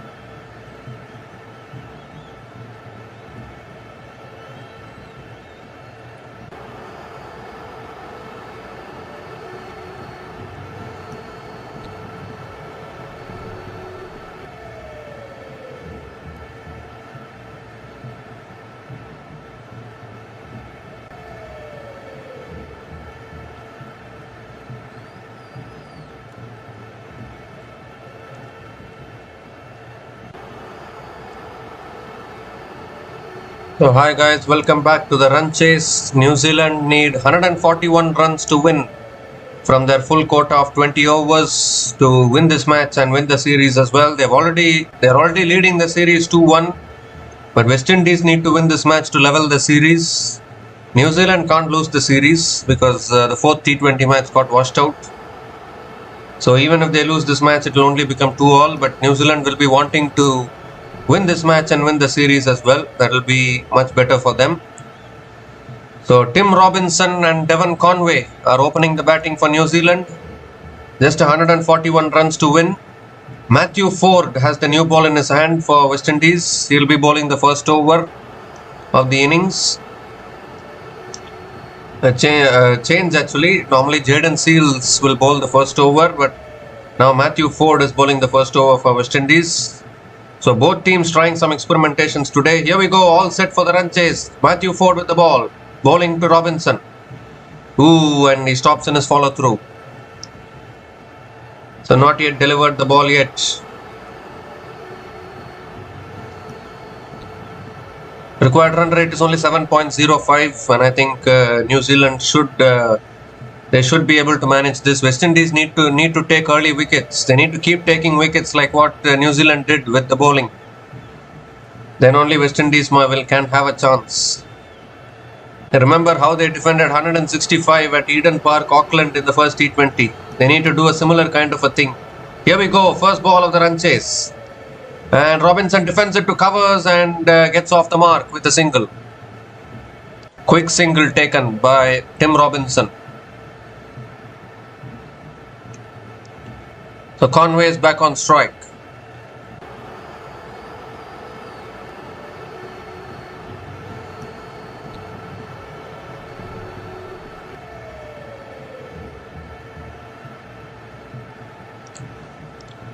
These kind of 140s and 150s these days in T20 cricket are not quite enough actually, because the standards have been set so high. I think West Indies, they couldn't get going with the bat today. Ooh, a little bit of extra bounce for Ford, Matthew Ford.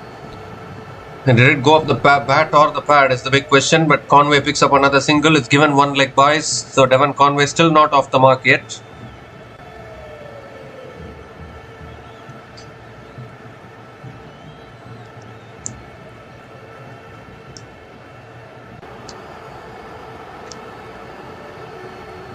So Tim Robinson is back on strike.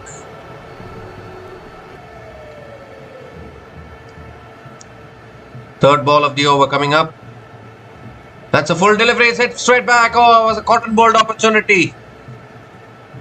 And Matthew Ford couldn't hang on to it. Looking to hit it straight back down the ground there, Robinson.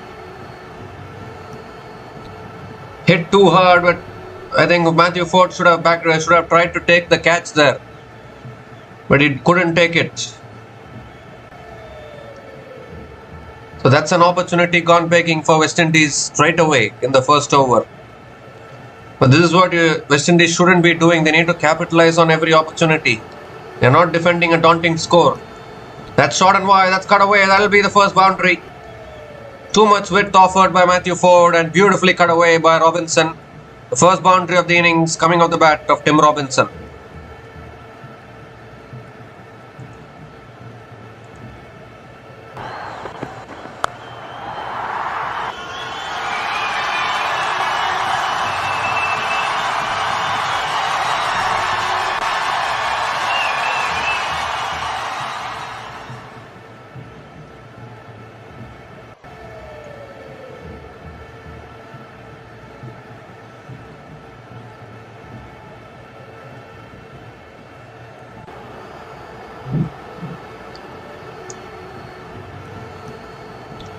This time it's on the bats and Robinson flicks it away leg side and picks up another single.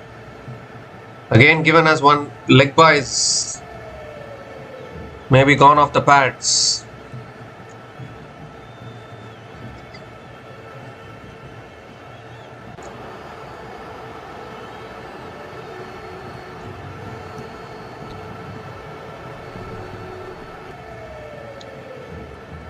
The last ball of the over coming up. Devon Conway on strike. Ooh, and comes down the wicket again, that in-swinger. from Matthew Ford. Beats Conway Allens up a dot ball to finish the over. 7 runs came from that over, and New Zealand are now 7 without loss after 1 over.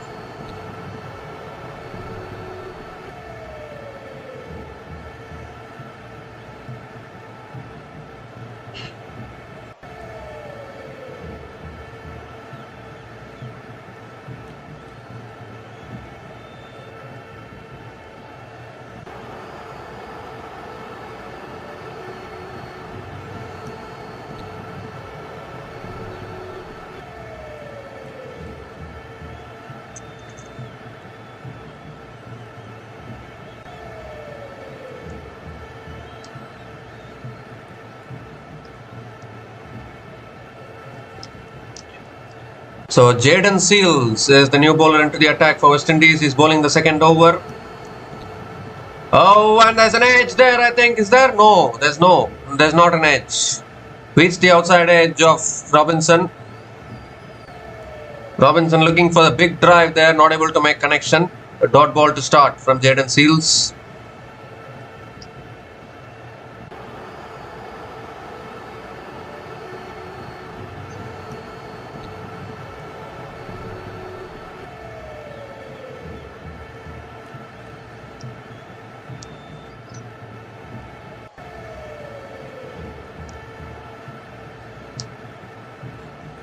The second ball of the over coming up. Oh, again. Away movement for Jaden Seals. Beats the outside edge of Robinson. This is fantastic bowling from Jaden Seals. A fantastic start to this over. 2 dot balls. Nice and full again and nipping away from the right-hander. Seam movement in the air for Jaden Seals. Fantastic.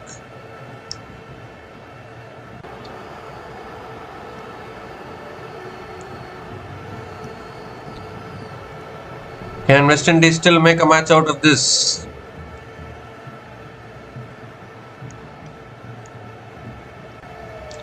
And this time Robinson comes down the wicket, hits it high up in the air. Is there anyone coming underneath? In fact, it's gone over. It's gone all the way for 6. Over deep point. It went so high and so long in the first 6 of this innings. It comes at the bat of Tim Robinson. An aggressive start here from Tim Robinson.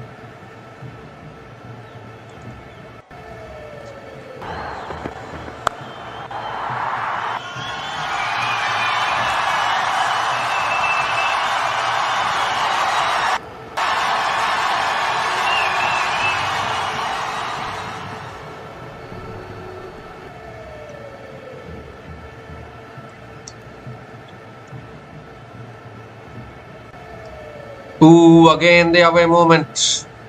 Beats the outside edge of Tim Robinson. Another dot ball from Jaden Seals.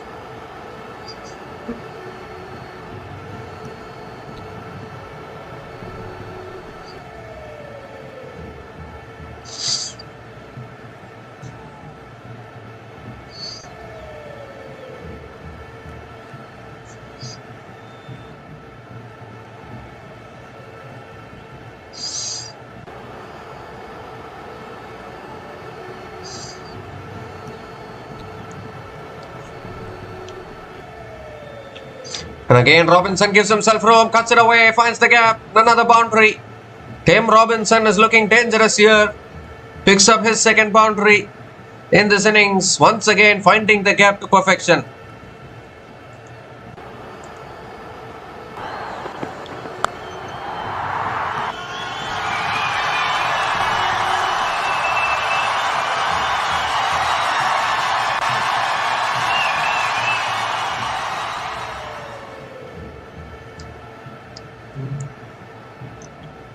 So this looks like a good over from Jaden Seals, but 10 runs have come from it.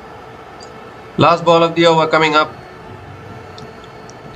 Oh, driven again, a little bit of swing again in the air for Jaden Seals, driven straight to covers. Dot ball to finish the over. 10 runs came from that over, and New Zealand are now 17 without loss after 2 overs.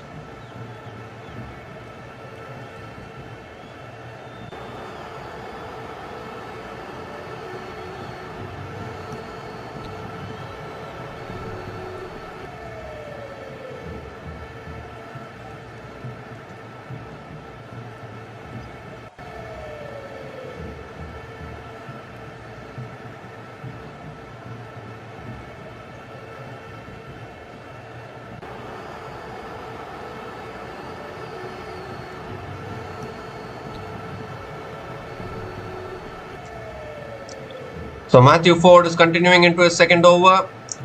And Devon Conway gets right behind the ball and defends it back to the bowler. I think Devon Conway realizes that Matthew Ford has been troubling him right throughout this series actually. So trying to play him out as good as possible. Particularly with that inward movement from Matthew Ford into the left-hander. That is what has been troubling Devon Conway right throughout the series actually.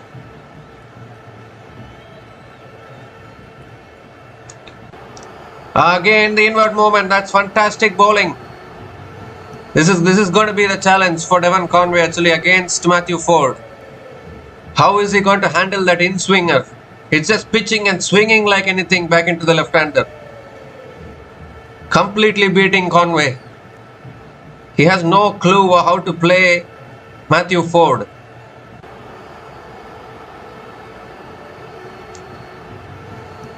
Conway still needs to survive 4 balls of Matthew Ford now. The way the ball is swinging. Oh, again comes down the wicket inside edge to short finally going for the single, and they'll make it comfortably. Single completed by Tim Robinson.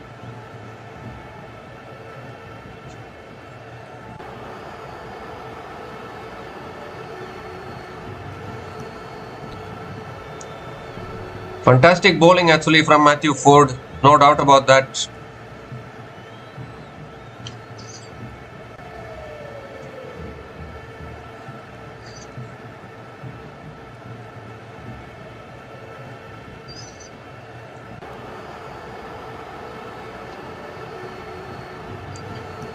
So Tim Robinson is back on strike. Ooh, Robinson comes down the wicket, looks to defend it and then looks for the single but can't get it. Another dot ball.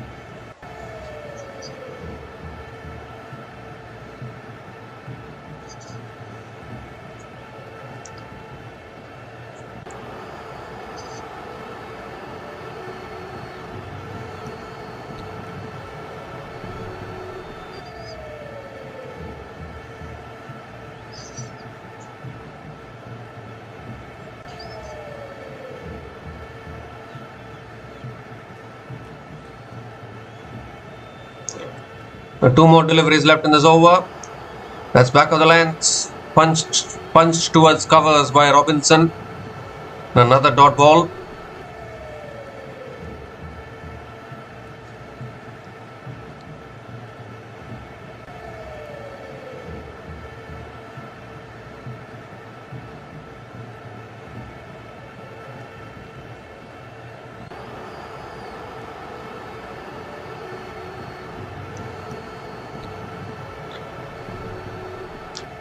So last ball of the over coming up from Matthew Ford.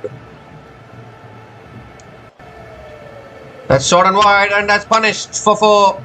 Such a good over until that point from Matthew Ford. Last ball is offered width and Robinson always punishes that ball to the fence. Picks up his 3rd boundary. A boundary to finish the over as well.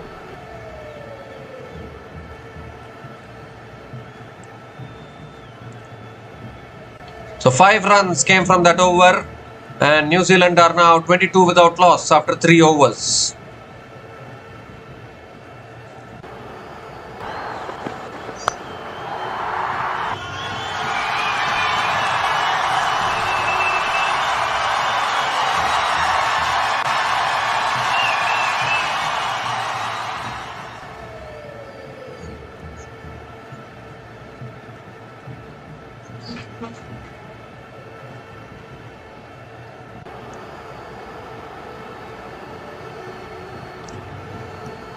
So 5 runs came from that over and New Zealand are now 22 without loss after 3 overs. Jaden Seals is continuing into his 2nd over. And Conway drives a pitch in the air all the way for 6. Just let his hands flow through that shot there, Conway. And he gets it all the way for 6 over deep point. The second 6 of this innings. And it comes on the bat of Conway. And what a start this is for New Zealand in this run chase.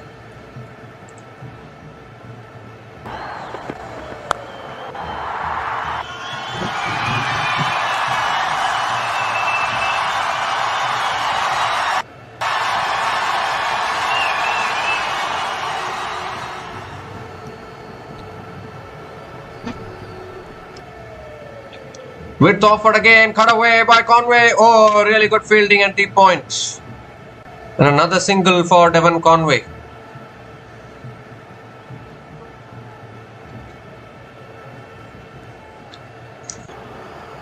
So Tim Robinson is back on strike.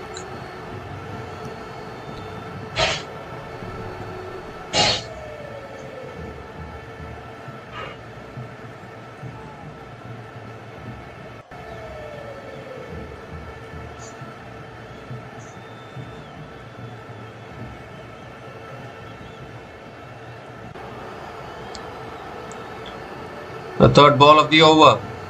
And Robinson picks it up. That's massive. That is gone a long, long way. It's onto the bank. It's onto the roads, in fact. It's cleared the bank and gone onto the roads. That shot deserves more than 6 runs, probably. What a shot that is from Tim Robinson. Second 6 in this over. And West Indies feeling the pressure here.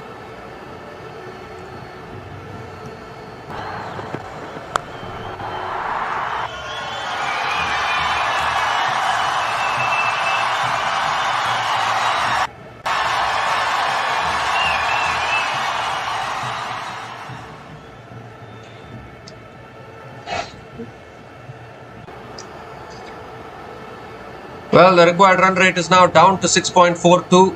West Indies needed early wickets, but then now Robinson and Conway are taking the game away from West Indies. What big sixes they are hitting. They have to find the ball. Where is the ball? It's cleared the bank. It's gone on to a hole, I think. That was a massive, massive shot from Tim Robinson, who moves to 25 from just 14 balls with 3 boundaries and 2 sixers at a strike rate of 178.57.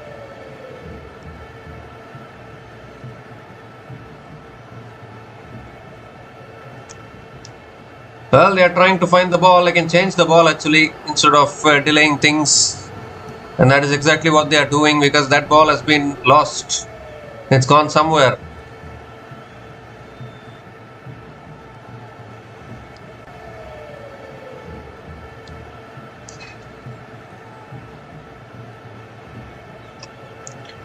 So the ball has been changed. 3 more deliveries left in this over. 13 runs from this over already.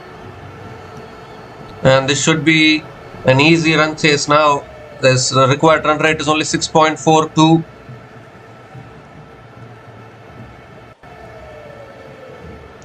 It looks like New Zealand are going to win this series today. They're going to win it 3-1. They lost that first T20 match in Eden Park in Auckland, but have done very well ever since that loss. Fourth ball of the over coming up. Well, that's driven again. Goes off the outside edge towards deep point, and Robinson picks up another single.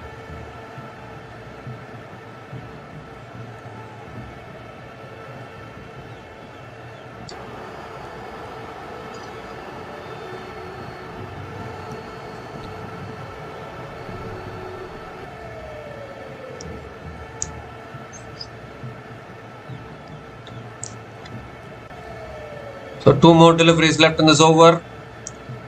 14 runs from this over so far.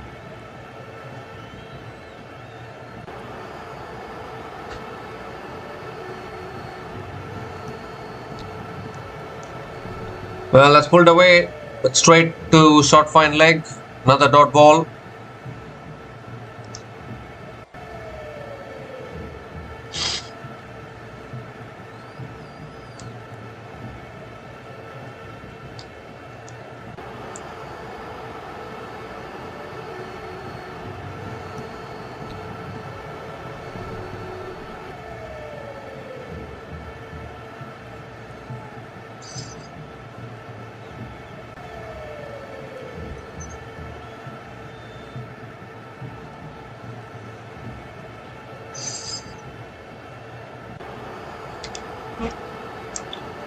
So last ball of the over.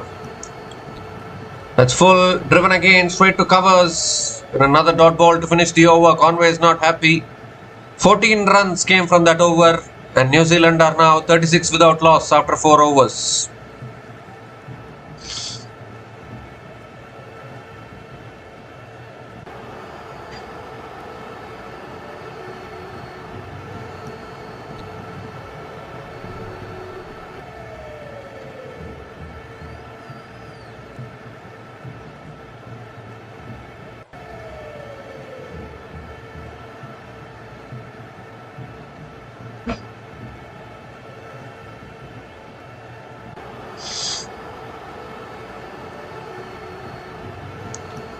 I think what the West Indies can do is they can bring Romario Shepard into the attack now. He's a kind of a golden arm, but they are not doing that. Matthew Ford is continuing. And that shot is pulled away. Not enough power towards towards short fine leg. And Robinson picks up another single to start the over.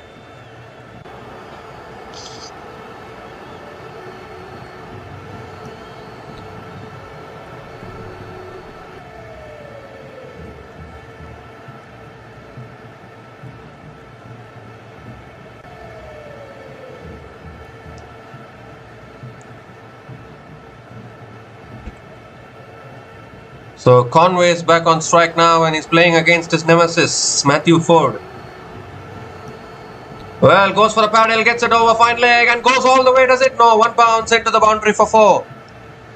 Very gutsy shot to play against a bowler that has troubled him. But he's picked up a boundary here as Devon Conway against Matthew Ford. And he celebrates that as well.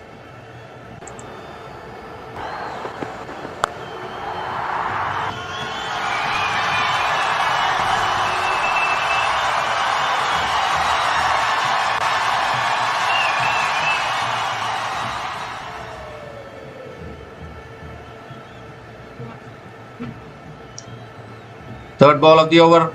Oh, goes for the scoop again. But this time not able to make connection. They're appealing for something. I don't think it hit the bat or the pad. Another dot ball from Matthew Ford. Conway was celebrating after hitting that boundary because he also knows that Matthew Ford has troubled him throughout the series. Dismissed him twice actually.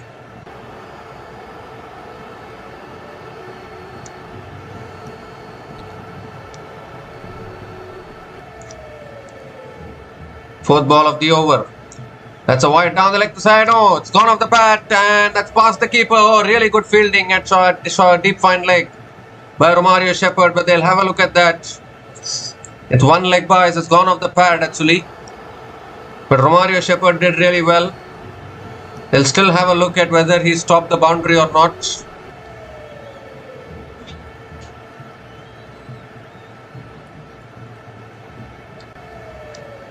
Yeah, I think Romario Shepard has done really well, so it will be one leg bias for Devon Conway.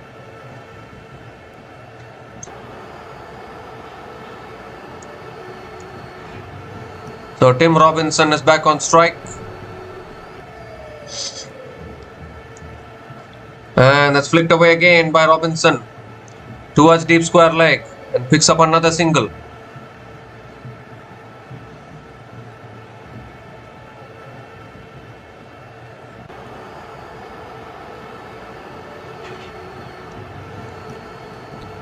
The last ball of the over coming up. Devon Conway on strike.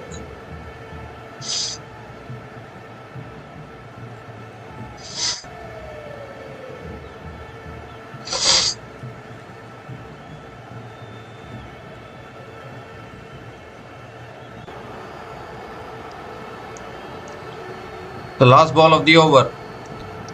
Ooh, swinging back in again. It's flicked away towards short mid wicket and another quick single to finish the over. 8 runs came from that over and New Zealand are now 44 without loss after 5 overs.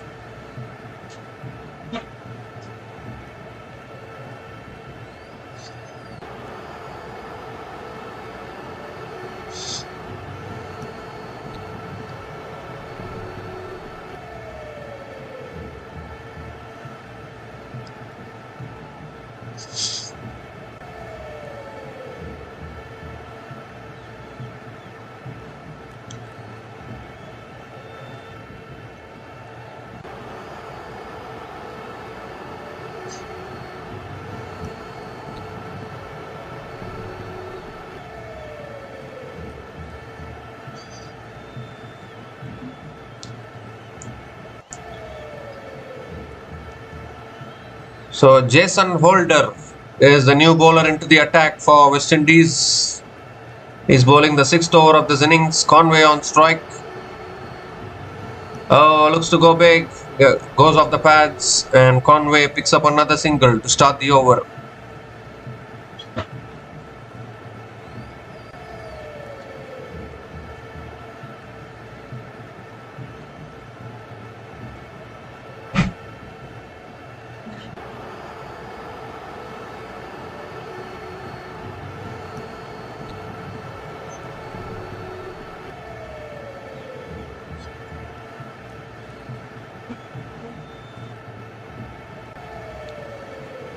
So Tim Robinson is back on strike.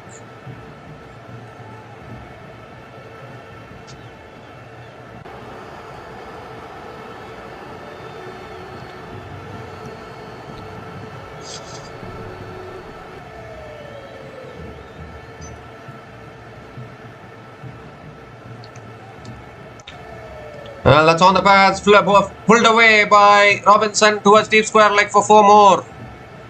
It's just looking too easy now for New Zealand. Too much shot on the pads. And Robinson helps himself with another boundary.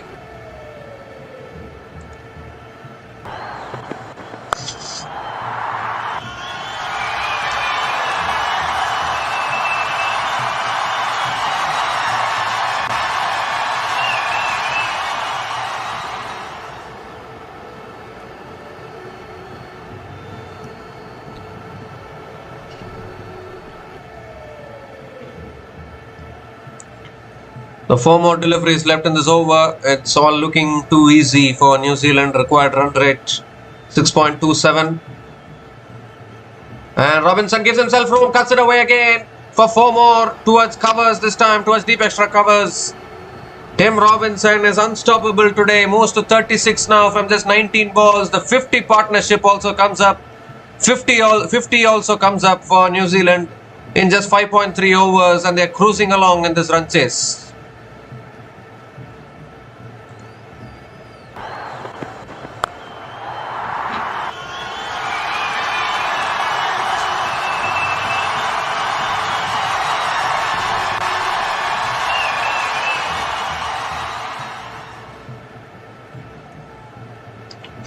And this time it's in the slot. Robinson goes straight and goes miles back all the way for 6. 4-4-6 from Tim Robinson. And now the equation requirement is under a run a ball. 82 needed from 86 now.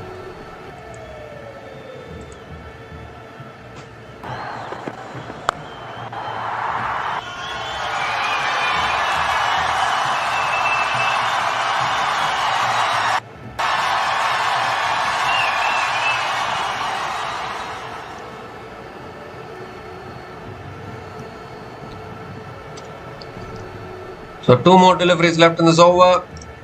And it full again is drive down the ground by Tim Robinson straight to mid-on. And picks up another single. 16 runs have come from this over. Still 1 ball left.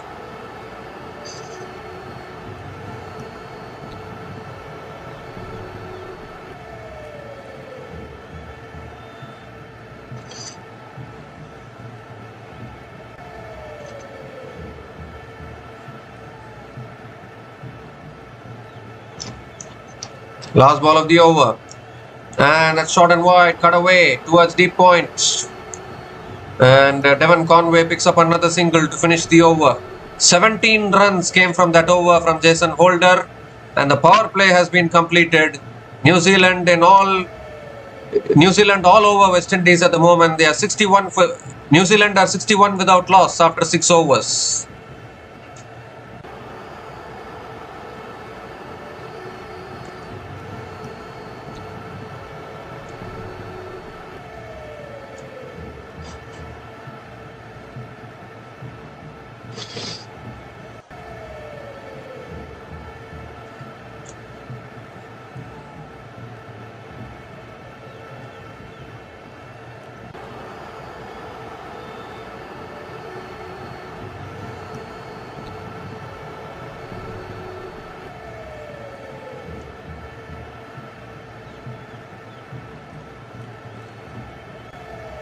So Roston Chase is the new bowler into the attack now.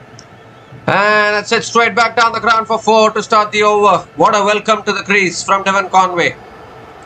Tossed up from Roston Chase and beautifully hit down the ground by Conway for 4.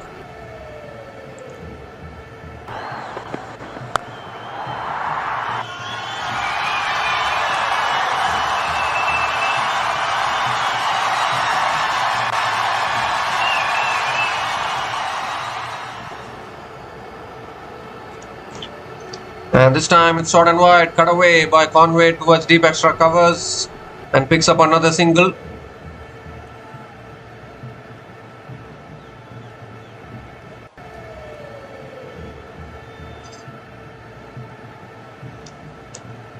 Well, it's looking very easy now for New Zealand here. Just 75 more needed from 82 balls with the required run rate of 5.49 and all 10 wickets in hand.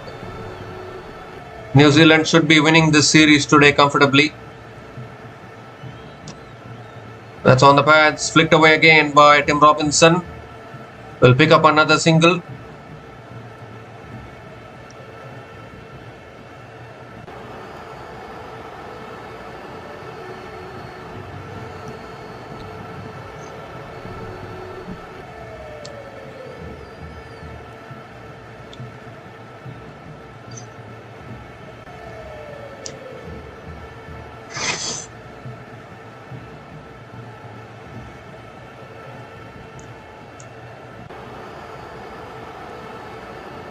That's flicked away again by Conway.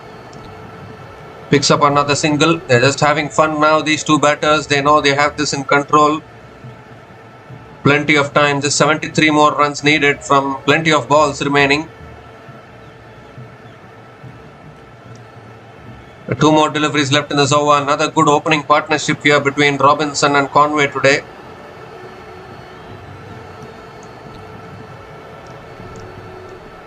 And that's flicked away again by Tim Robinson. Picks up another single. We just have a stat actually at this same stage after 6.5 overs. West Indies were 50 for 5 and New Zealand are 69 without loss. Clearly showing the difference between both batting performances. That's short and wide. Conway looking to cut it away. Cuts it straight to point. Another dot ball to finish the over. 8 runs came from that over and New Zealand are now 69 without loss after 7 overs.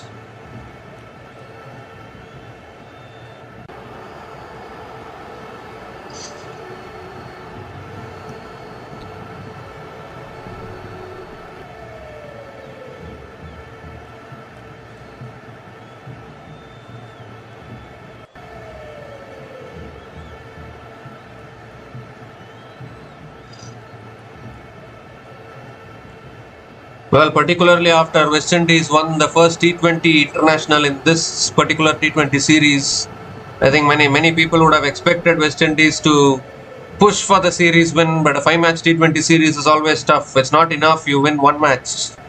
You need to keep on winning, then only you can win a 5-match T20 series like this.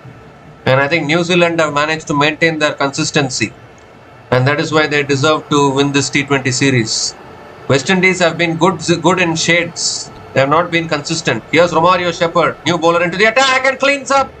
Tim Robinson, first ball of the over. This is exactly what I was saying. Bring Romario Shepard a couple of overs earlier.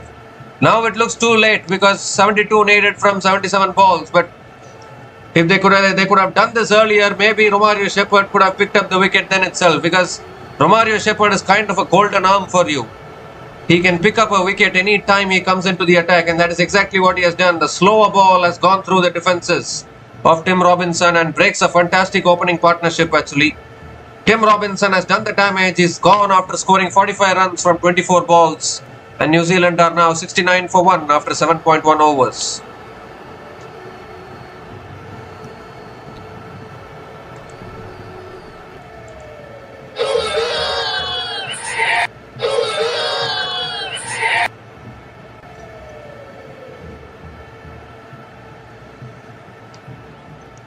So the golden arm for West Indies has done it again. Romario Shepard is broken the opening partnership, but just 72 more needed. New Zealand will still back themselves.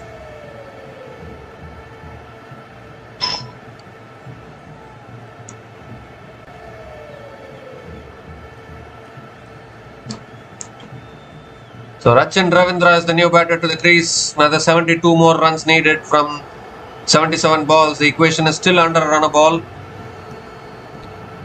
Devon Conway is also still there at the crease. A CSK batting pair out in the middle now. Devon Conway and Rachin Ravindra. Although CSK might release both of them or one of them and Then for next year's IPL, the retentions will be known on 15th November. But it is a CSK combination here for New Zealand at the crease. Chennai Super Kings I am referring to, for those who don't know. The second ball of the over coming up from Romario Shepard. And that's a wide down the leg side. Has to reload that one again. Both these players play for the Chennai Super Kings in the IPL. So that's why I was saying that. In fact, both these players have even opened the batting for Chennai Super Kings in this year's IPL. But although one of them might get released for the next season. But anyways, we'll come to that later. 71 needed now from 77 balls for New Zealand to win this match and win the series.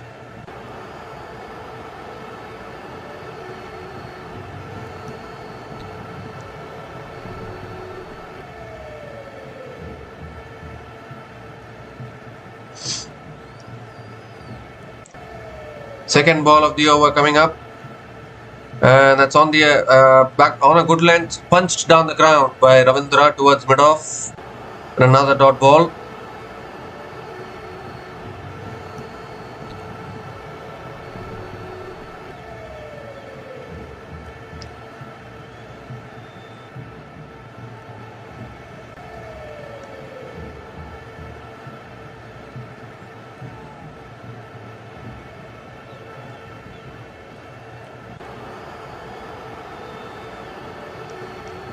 That shot is pulled away by Ravindra. It's in the gap. One bounce, 4. So Rachin Ravindra on his way with a boundary. 2 shot from Romario Shepard. And beautifully put away by Rachin Ravindra. Gets off the mark with a boundary.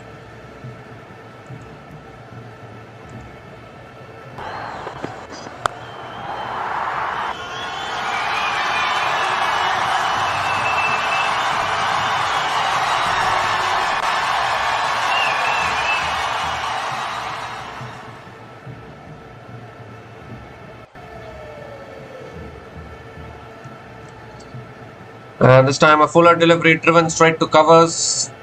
And another dot ball from Romario Shepard.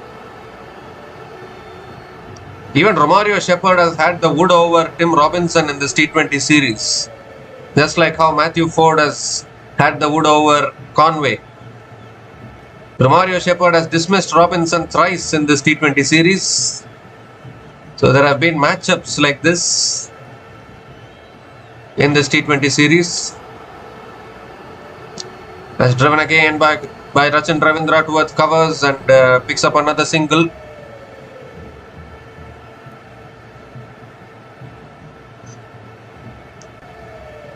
So Devon Conway is back on strike.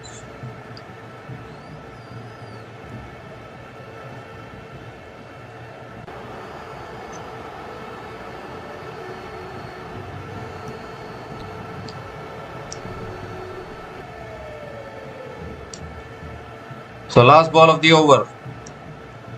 That's on a good length, defended inside edge from Conway. It picks up another single to finish the over. 7 runs came from that over, including the wicket of Tim Robinson. And New Zealand are now 76 for 1 after 8 overs.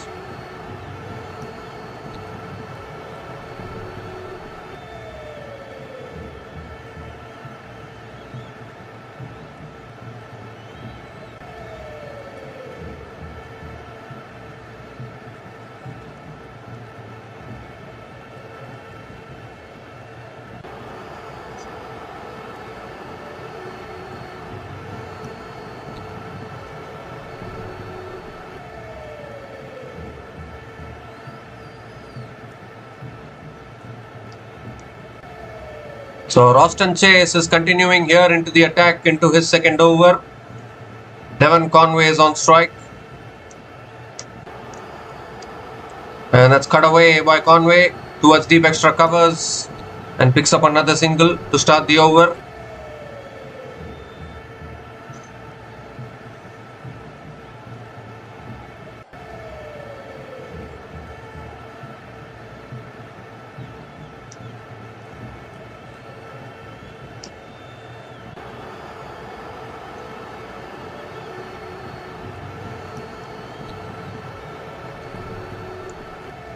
So Rachin Ravindra is back on strike.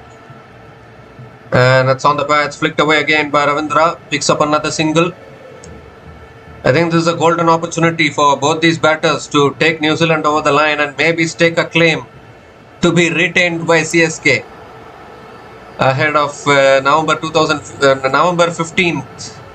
November 15th is the deadline to retain for the IPL teams to announce their retentions. So both these teams are part of CSK and they want to get retained. They can prove themselves actually. That's it down the ground by Conway towards long on and picks up another single. But obviously it's a very small sample size to prove themselves because 62 needed from 69 balls. They are expected to take New Zealand over the line. If it was a much tougher equation, then maybe that could have challenged them. That's pulled away. Again finds the gap. Another boundary towards deep mid-wicket. Too short from Roston Chase. And beautifully put away again by Rachin Ravindra. Picks up his second boundary in this innings.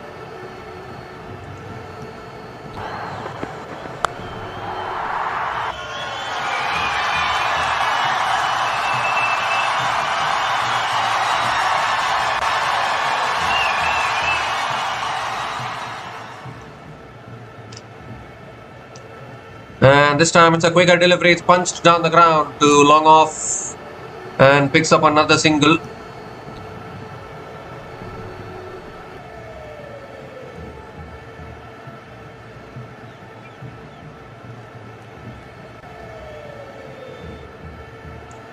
Oh, it's come down the wicket and the keeper has missed a stumping. Oh my goodness. Already West Indies are not defending a big total. Already they are on the back foot big time and then you miss opportunities like this. Dot ball to finish the over. 8 runs came from that over and New Zealand are now 84 for 1 after 9 overs.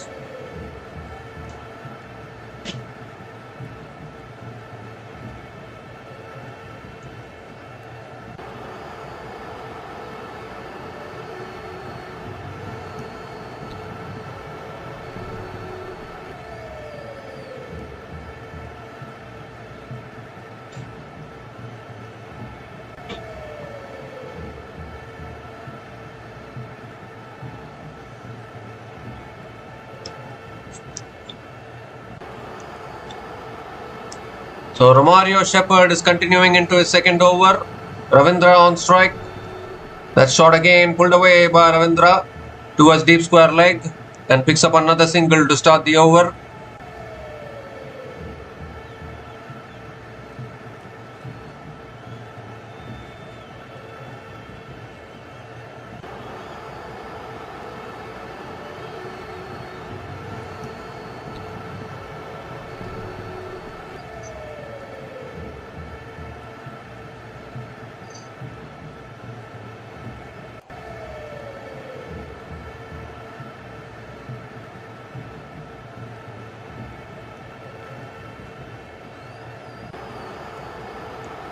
That's a wide down the leg side.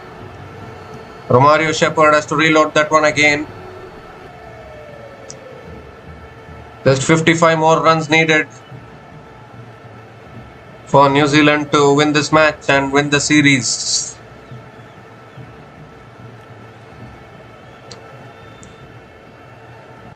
New Zealand are already leading 2-1, but they need to win this match to win the series, and that is exactly what they are doing. Oh, that's driven down the ground. It's back to the bowler. Another dot ball from Shepard.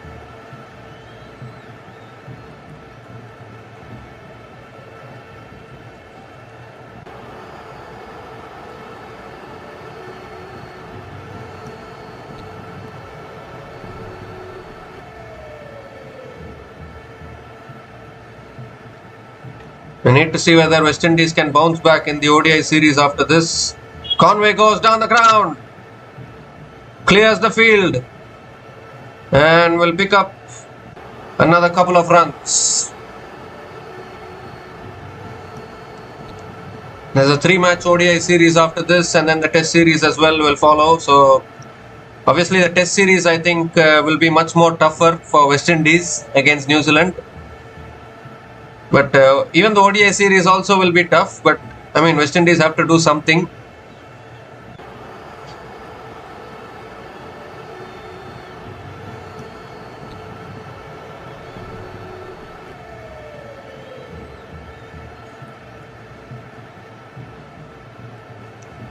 Because remember, New Zealand have just whitewashed England 3-0 in an ODI series at home. So West Indies will be aware of that as well going into the ODI series after this. Ooh, Conway looking to drive and misses it. Another dot ball from Shepard.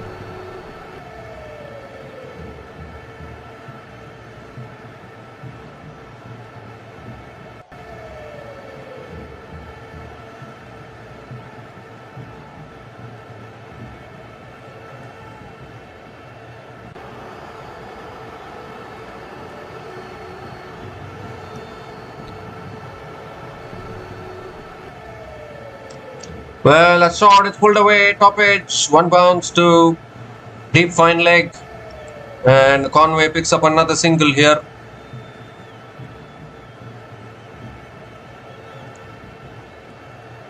It just clearly proves that that first T20 match was a rare occasion where New Zealand completely crumbled, chasing down 165 runs, particularly at Eden Park, Auckland. I think that is the lowest total defended at Eden Park, Auckland in a T20 match till now. I mean, defending 165 in those ground dimensions, such a small ground, short boundaries is very, very tough. But West Indies did that. But ever since that, they have not been able to maintain consistency. That's again hit straight to mid-off, looking for the run, but they can't get it. Another dot ball to finish the over. 5 runs came from that over. Oh, goodness me, it's a no ball and a free hit. Adding insult to injury. Makes matters worse for West Indies here.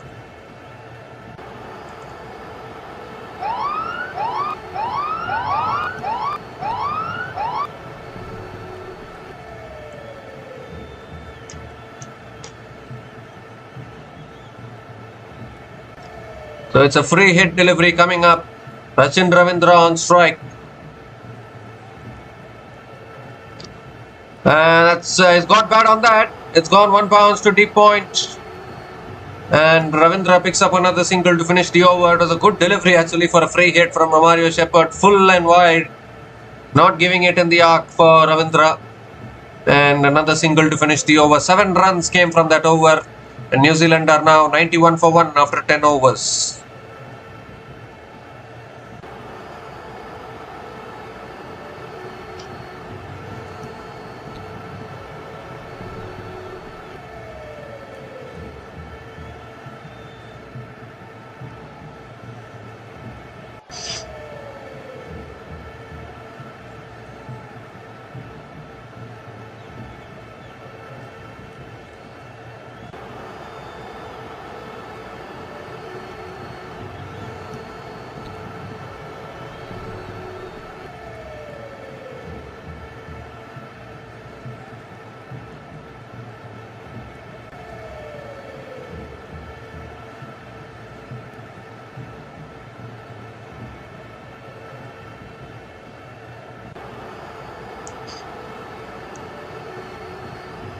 So New Zealand are now 91 for 1 after 10 overs, and it's time for the drinks break.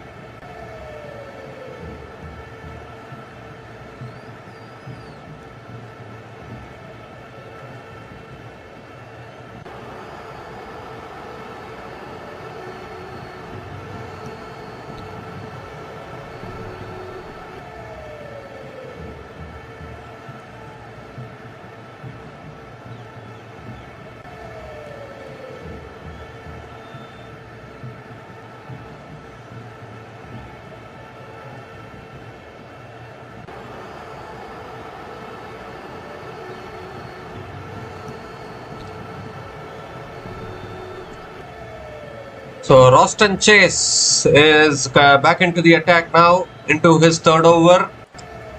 Just 50 more runs needed from the last 10 overs for New Zealand. Roston Chase coming around the wicket to Ravindra. And Rachin Ravindra goes big. Has he got it enough? Has he got long enough? It is. Massive hit. All the way for 6 over deep mid wicket. That's a welcome to the crease after the drinks break. Straight away after the drinks break. First ball of the over goes massive into the stands as first 6 for Ravindra in this innings.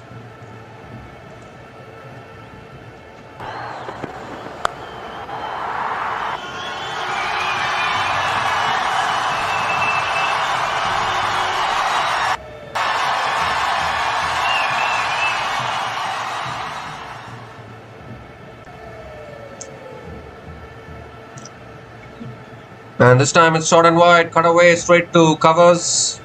Another dot ball from Roston Chase.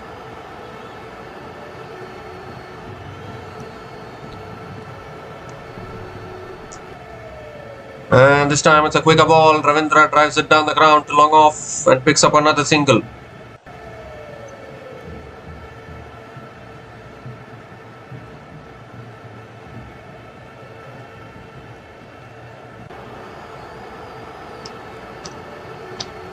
Short and wide, cut away by Conway. It's in the gap. Another boundary. Raining boundaries here from both these batters. 100 comes up for New Zealand in just 10.4 overs.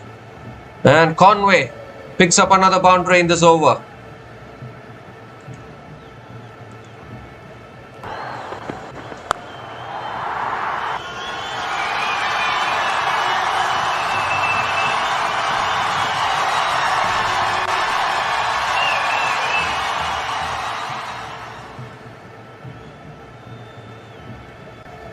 This time it's a quicker ball on the pads. Conway looking to flick it away, gets it on the pads. Another dot ball from Roston Chase.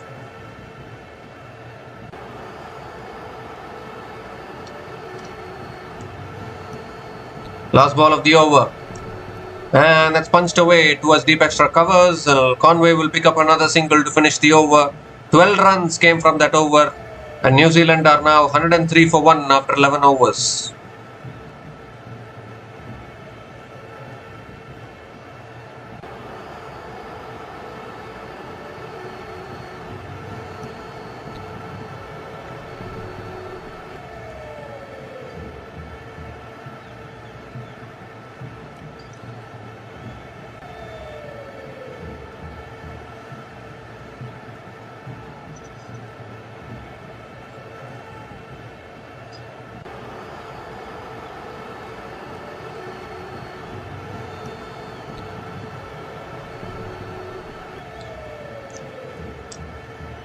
So Shamar Springer is the new bowler into the attack now for West Indies.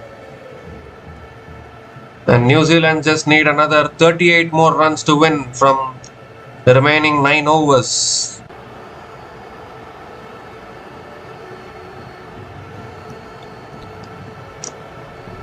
And Devon Conway is on strike.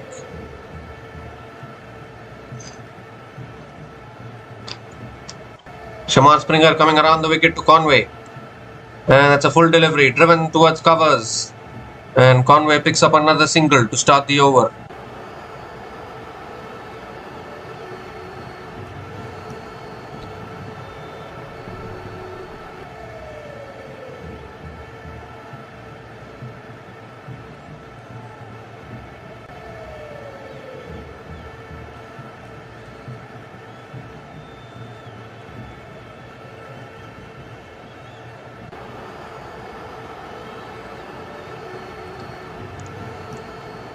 So Rachin Ravindra is back on strike.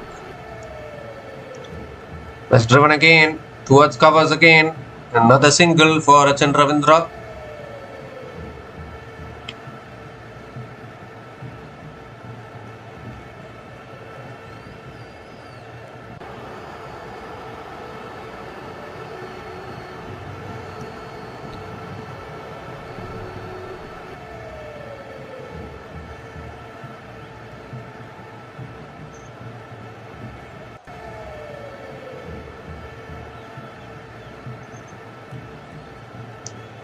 West Indies need to do something about their batting. I mean, they are having batting depth, they are having plenty of good batters, but again and again they find themselves in the situation where they're losing too many wickets. That's cut away again towards short third man. Another single for Conway. Look at the way New Zealand are batting and look at the way West Indies have batted right throughout this series only.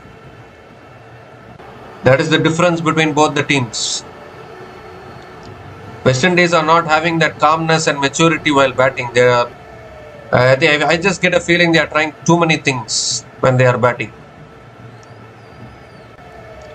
Well, that's a short ball, looking to pull it away. Is it too high? It's given as first bouncer for the over. It will be a dot ball. It is a dot ball.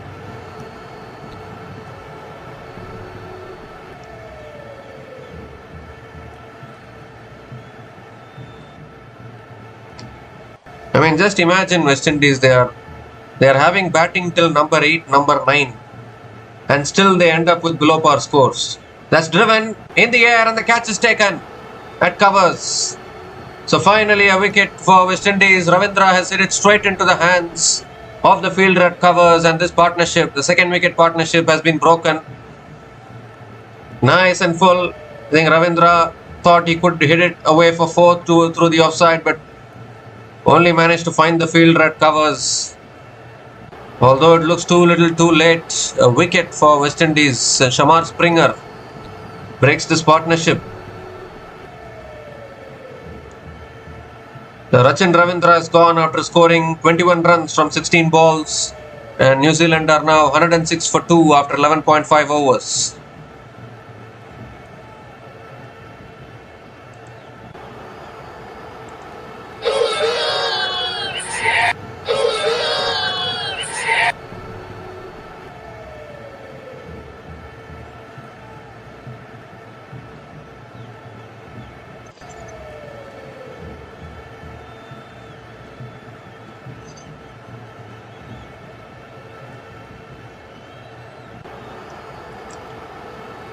So Mark Chapman is the new batter to the crease for New Zealand.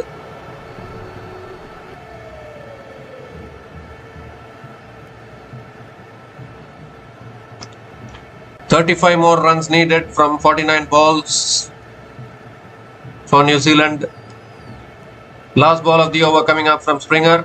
Oh, the appeal for LBW. Finger goes out. That's straight in front. 2 wickets and 2 balls for Shamar Springer. No point in reviewing this. That's straight in front of the stumps.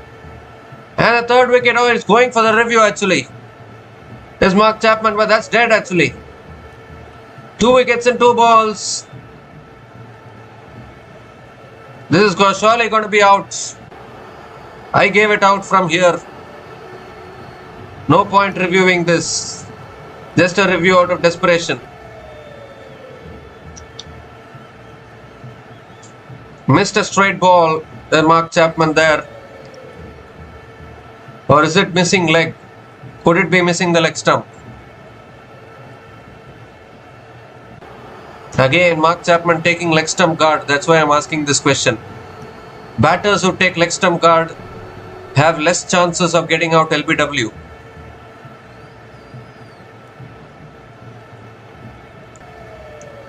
Once again, the inward movement from a West Indies pacer. But is it swinging too much? That is the big question here. It has to be completely missing the stumps if this decision is to be overturned. Pitching outside off impact in line. And wickets missing. Oh my goodness, it is swinging too much. What a review. In fact, the height has saved Mark Chapman there. Decision will be overturned to not out. And a dot ball to finish the over. But a superb over from Shamar Springer. 3 runs came from that over, including the wicket of Rachin Ravindra. And New Zealand are now 106 for 2 after 12 overs.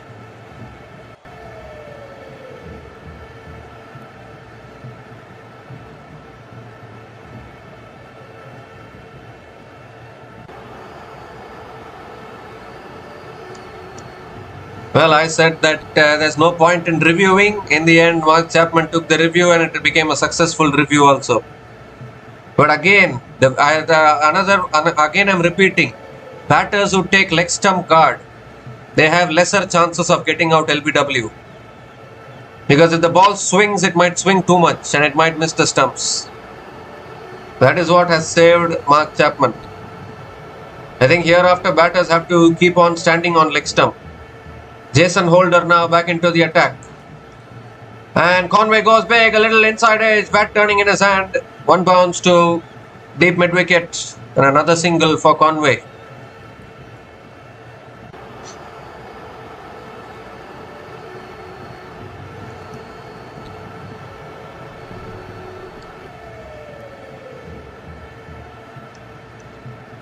Obviously, West Indies were disappointed with that ball missing the stumps. They would have thought they had another wicket. They need to keep on taking wickets. The only way they can try and make a match out of this. But still only 34 needed for New Zealand. That shot is pulled away by Chapman. Picks up another single. That's all they need to do. Even singles will win it for New Zealand. As long as they are not losing wickets, this is their match. And their series as well.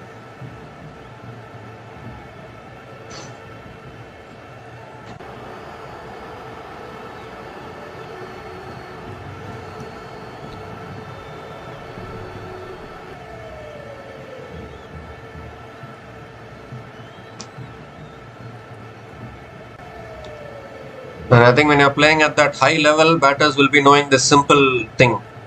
Don't lose wickets, you'll win these kind of games. That's defended towards point, and Conway picks up another single.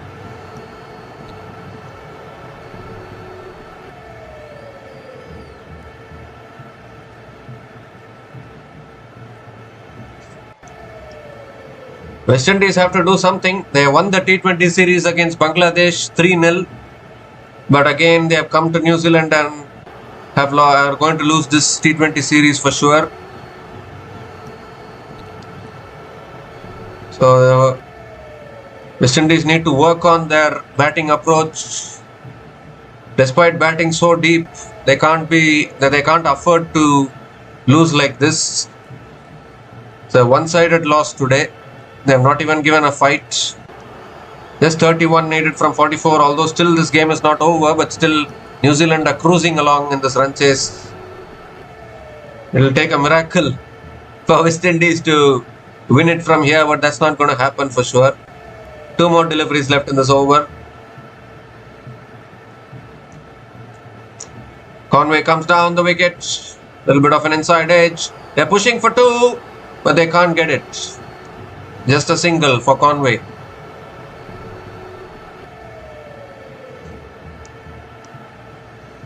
Five runs have come from this over, still 1 ball left.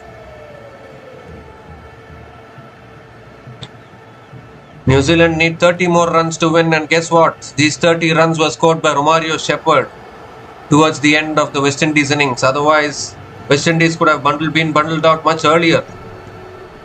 That's full this time, driven down the ground to mid-off.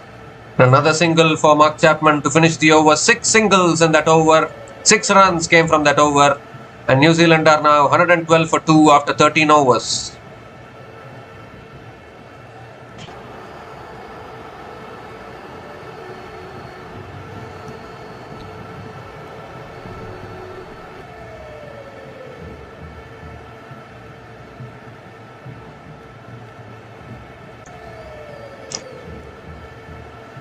West Indies can also consider themselves unlucky in this T20 series because the second T20 match in Eden Park, they were completely losing that game, and then they brought the equation down to 7 runs needed from 4 balls. And then they couldn't chase it down. And similarly in the third T20 international, they brought the equation down to 13 needed from 9 balls. And still they couldn't chase it down. They couldn't win the match. And today, obviously, New Zealand are winning it comfortably. So, I mean, West Indies will rue those 2 missed opportunities in 2 run chases. The second T20 and third T20, where They could have finished the run chases. If they had won both those matches, they would have won this T20 series. But it's only ifs and buts now. The fact of the matter is West Indies couldn't win those two games which they could have won. Conway is back on strike. That's it. Oh, good effort, but can't hold on to the catch. It's been put down. It'll go down as a dropped catch again. And Conway picks up another single as well.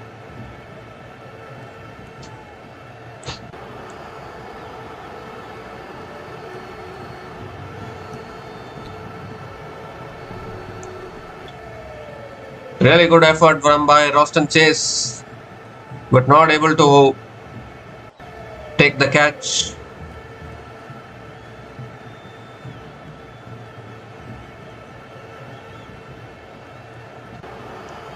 Oh, that's all as edged, is it? No. It's another dot ball. Really good bowling from Shamar Springer. Why didn't they bring him into the attack much earlier when the pressure was on? Now it just looks too late with 27 needed.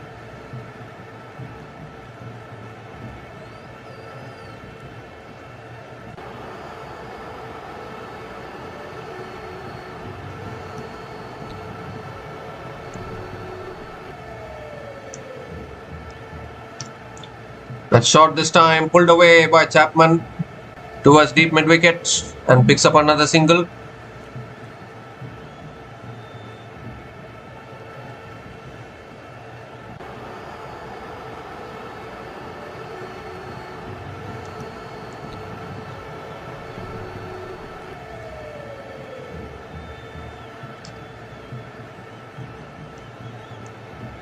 Conway is back on strike. 2 more deliveries left in this over.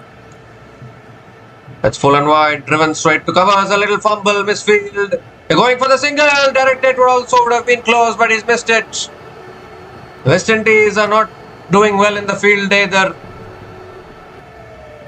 Allowing the singles. What should have been a dot ball has become a single. They're also dropping catches from time to time. A missed stumping opportunity was also there early on. I mean, West Indies, if they want to win these kind of matches, they cannot allow so many lapses, they cannot give so many lifelines to the batters. Last ball of the over. And Chapman comes down the wicket, drives it away towards deep extra covers and picks up another single to finish the over. 5 runs came from that over and New Zealand are now 117 for 2 after 14 overs.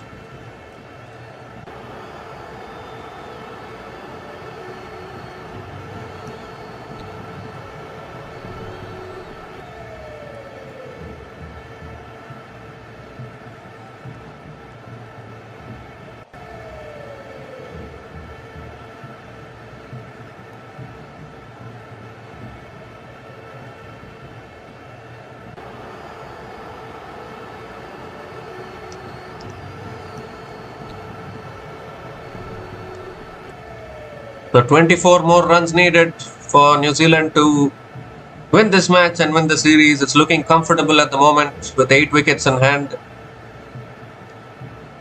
Jayden Seales has been brought back into the attack for West Indies. Mark Chapman is on strike.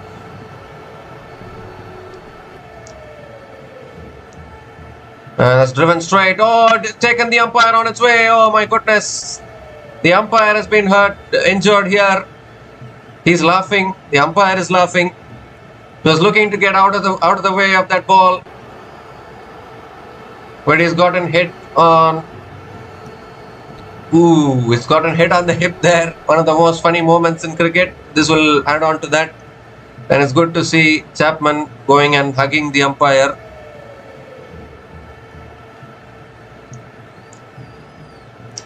The Conway is back on strike. Second ball of the over coming up.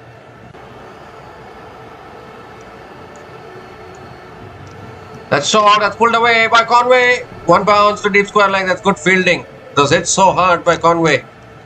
Really well fielded at deep square leg. And another single for Devon Conway.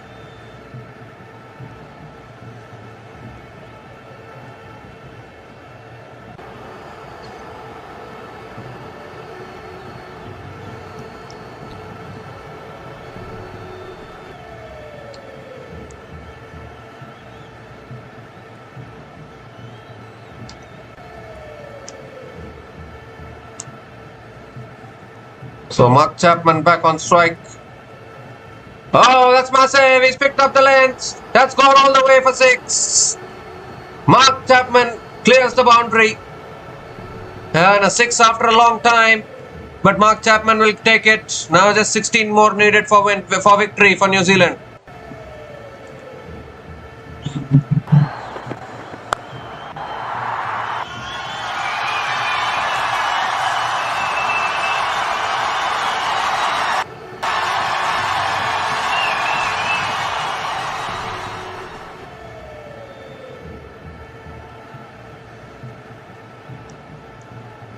Just 16 more runs needed now for New Zealand.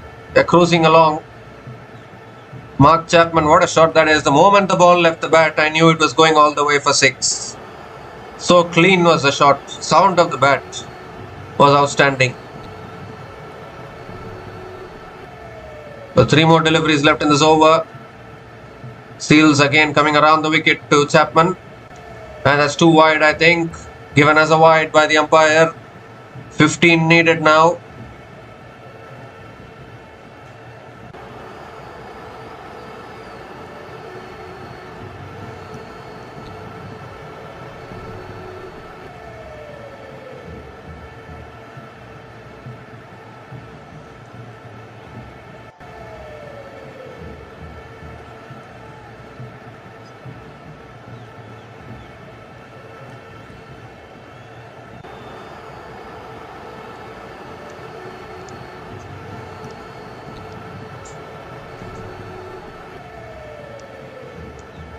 Well, that's gone over extra covers and that'll go all the way as well. What a clean shot. What clean ball striking this is from Mark Chapman. Picks up his second 6 and now the target is down to single digits.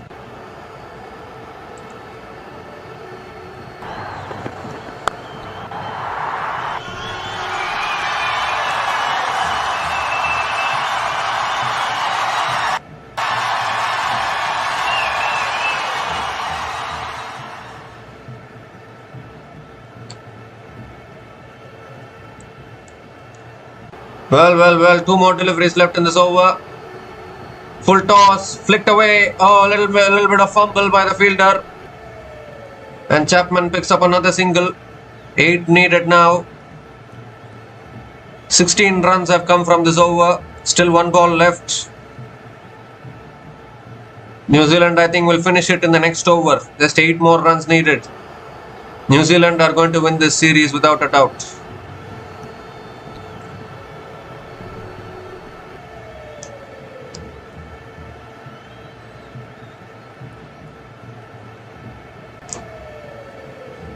So last ball of the over coming up. Conway on strike. Full toss. Conway drives it away towards deep extra covers and picks up another single to finish the over. 17 runs came from that over and New Zealand are now 134 for 2 after 15 overs.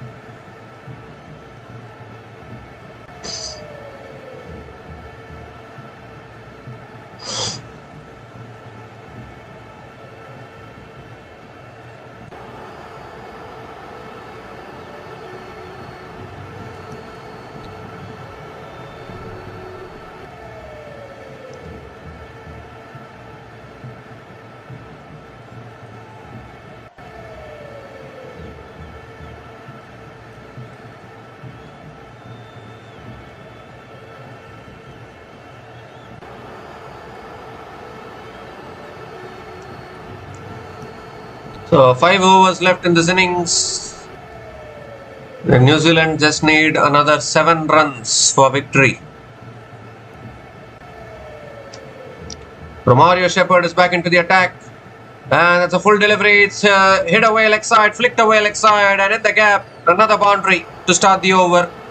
Now just 3 more runs needed for victory.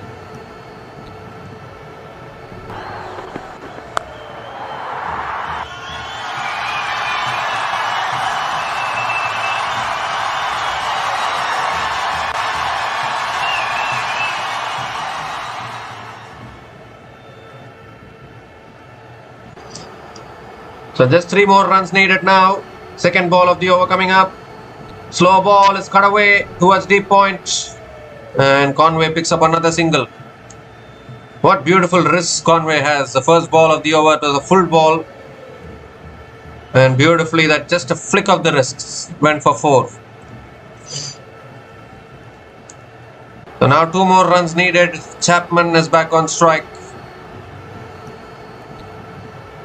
New Zealand are comprehensively winning this year. They thoroughly deserve to win this T20 series. Here comes Shepard again. Third ball of the over.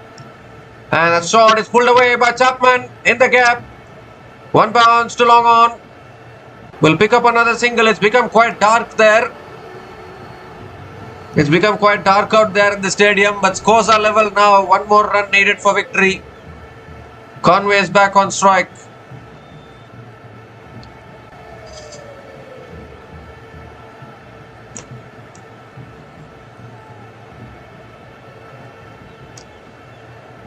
So here comes Shepard. Can Conway finish it in this ball? 1 run needed. That's a full delivery driven down the ground to long on. And Conway will pick up another single. And that is it. Victory sealed for New Zealand. A comprehensive win by 8 wickets. They were just chasing a small target of 141 runs. And they have done it in just 15.4 overs. And a superb knock from Devon Conway towards the end. Unbeaten on 47 from 42 balls with 4 boundaries and 1 6 at a strike rate of 111.90. And Mark Chapman also played his part with 21 not out from 13 balls with 2 sixers at a strike rate of 161.54. And that has taken New Zealand over the line. Early on, Tim Robinson as well started well. And in the end, a very, very comfortable run chase actually. No major hiccups for New Zealand. Opening partnership of 69 runs.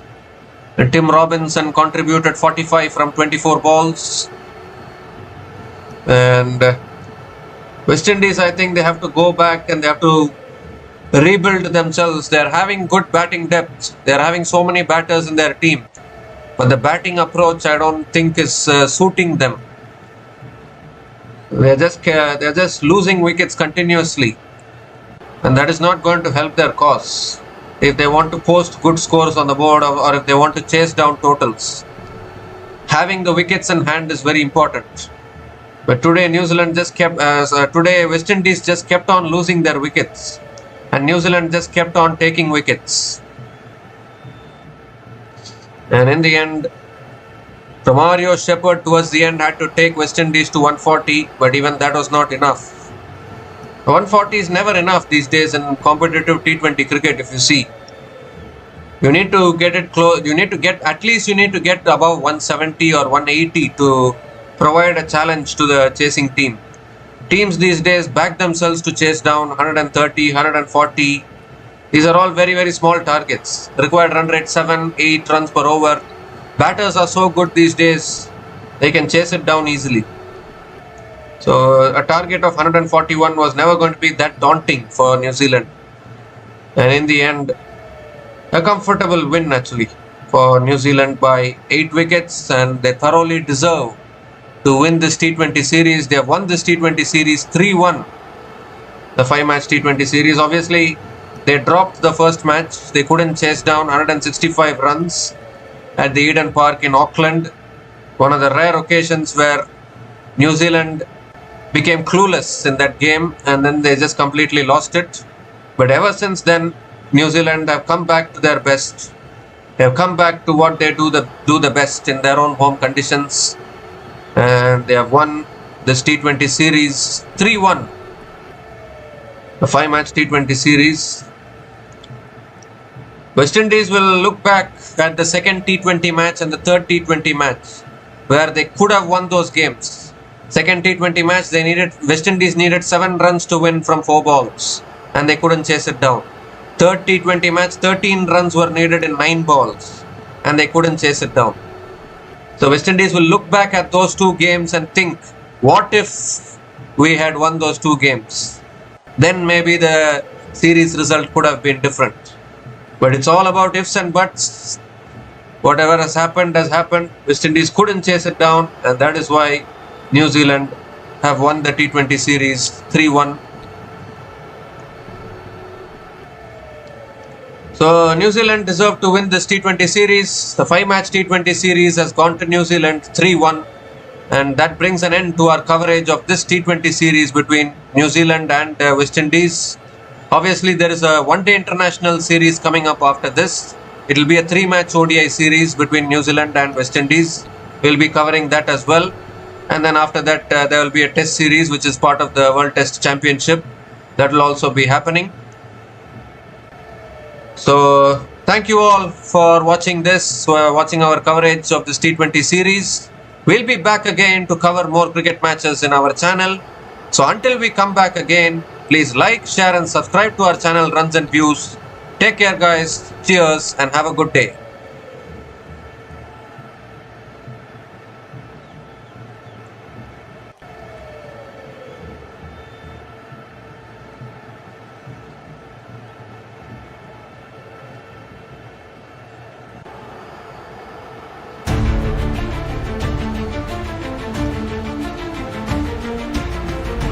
Thanks for watching.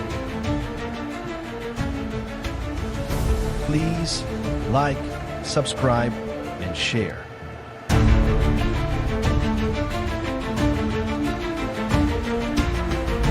Thanks for watching. Please like, subscribe, and share.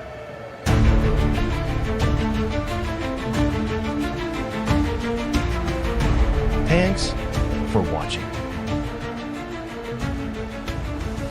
Please like, subscribe, and share.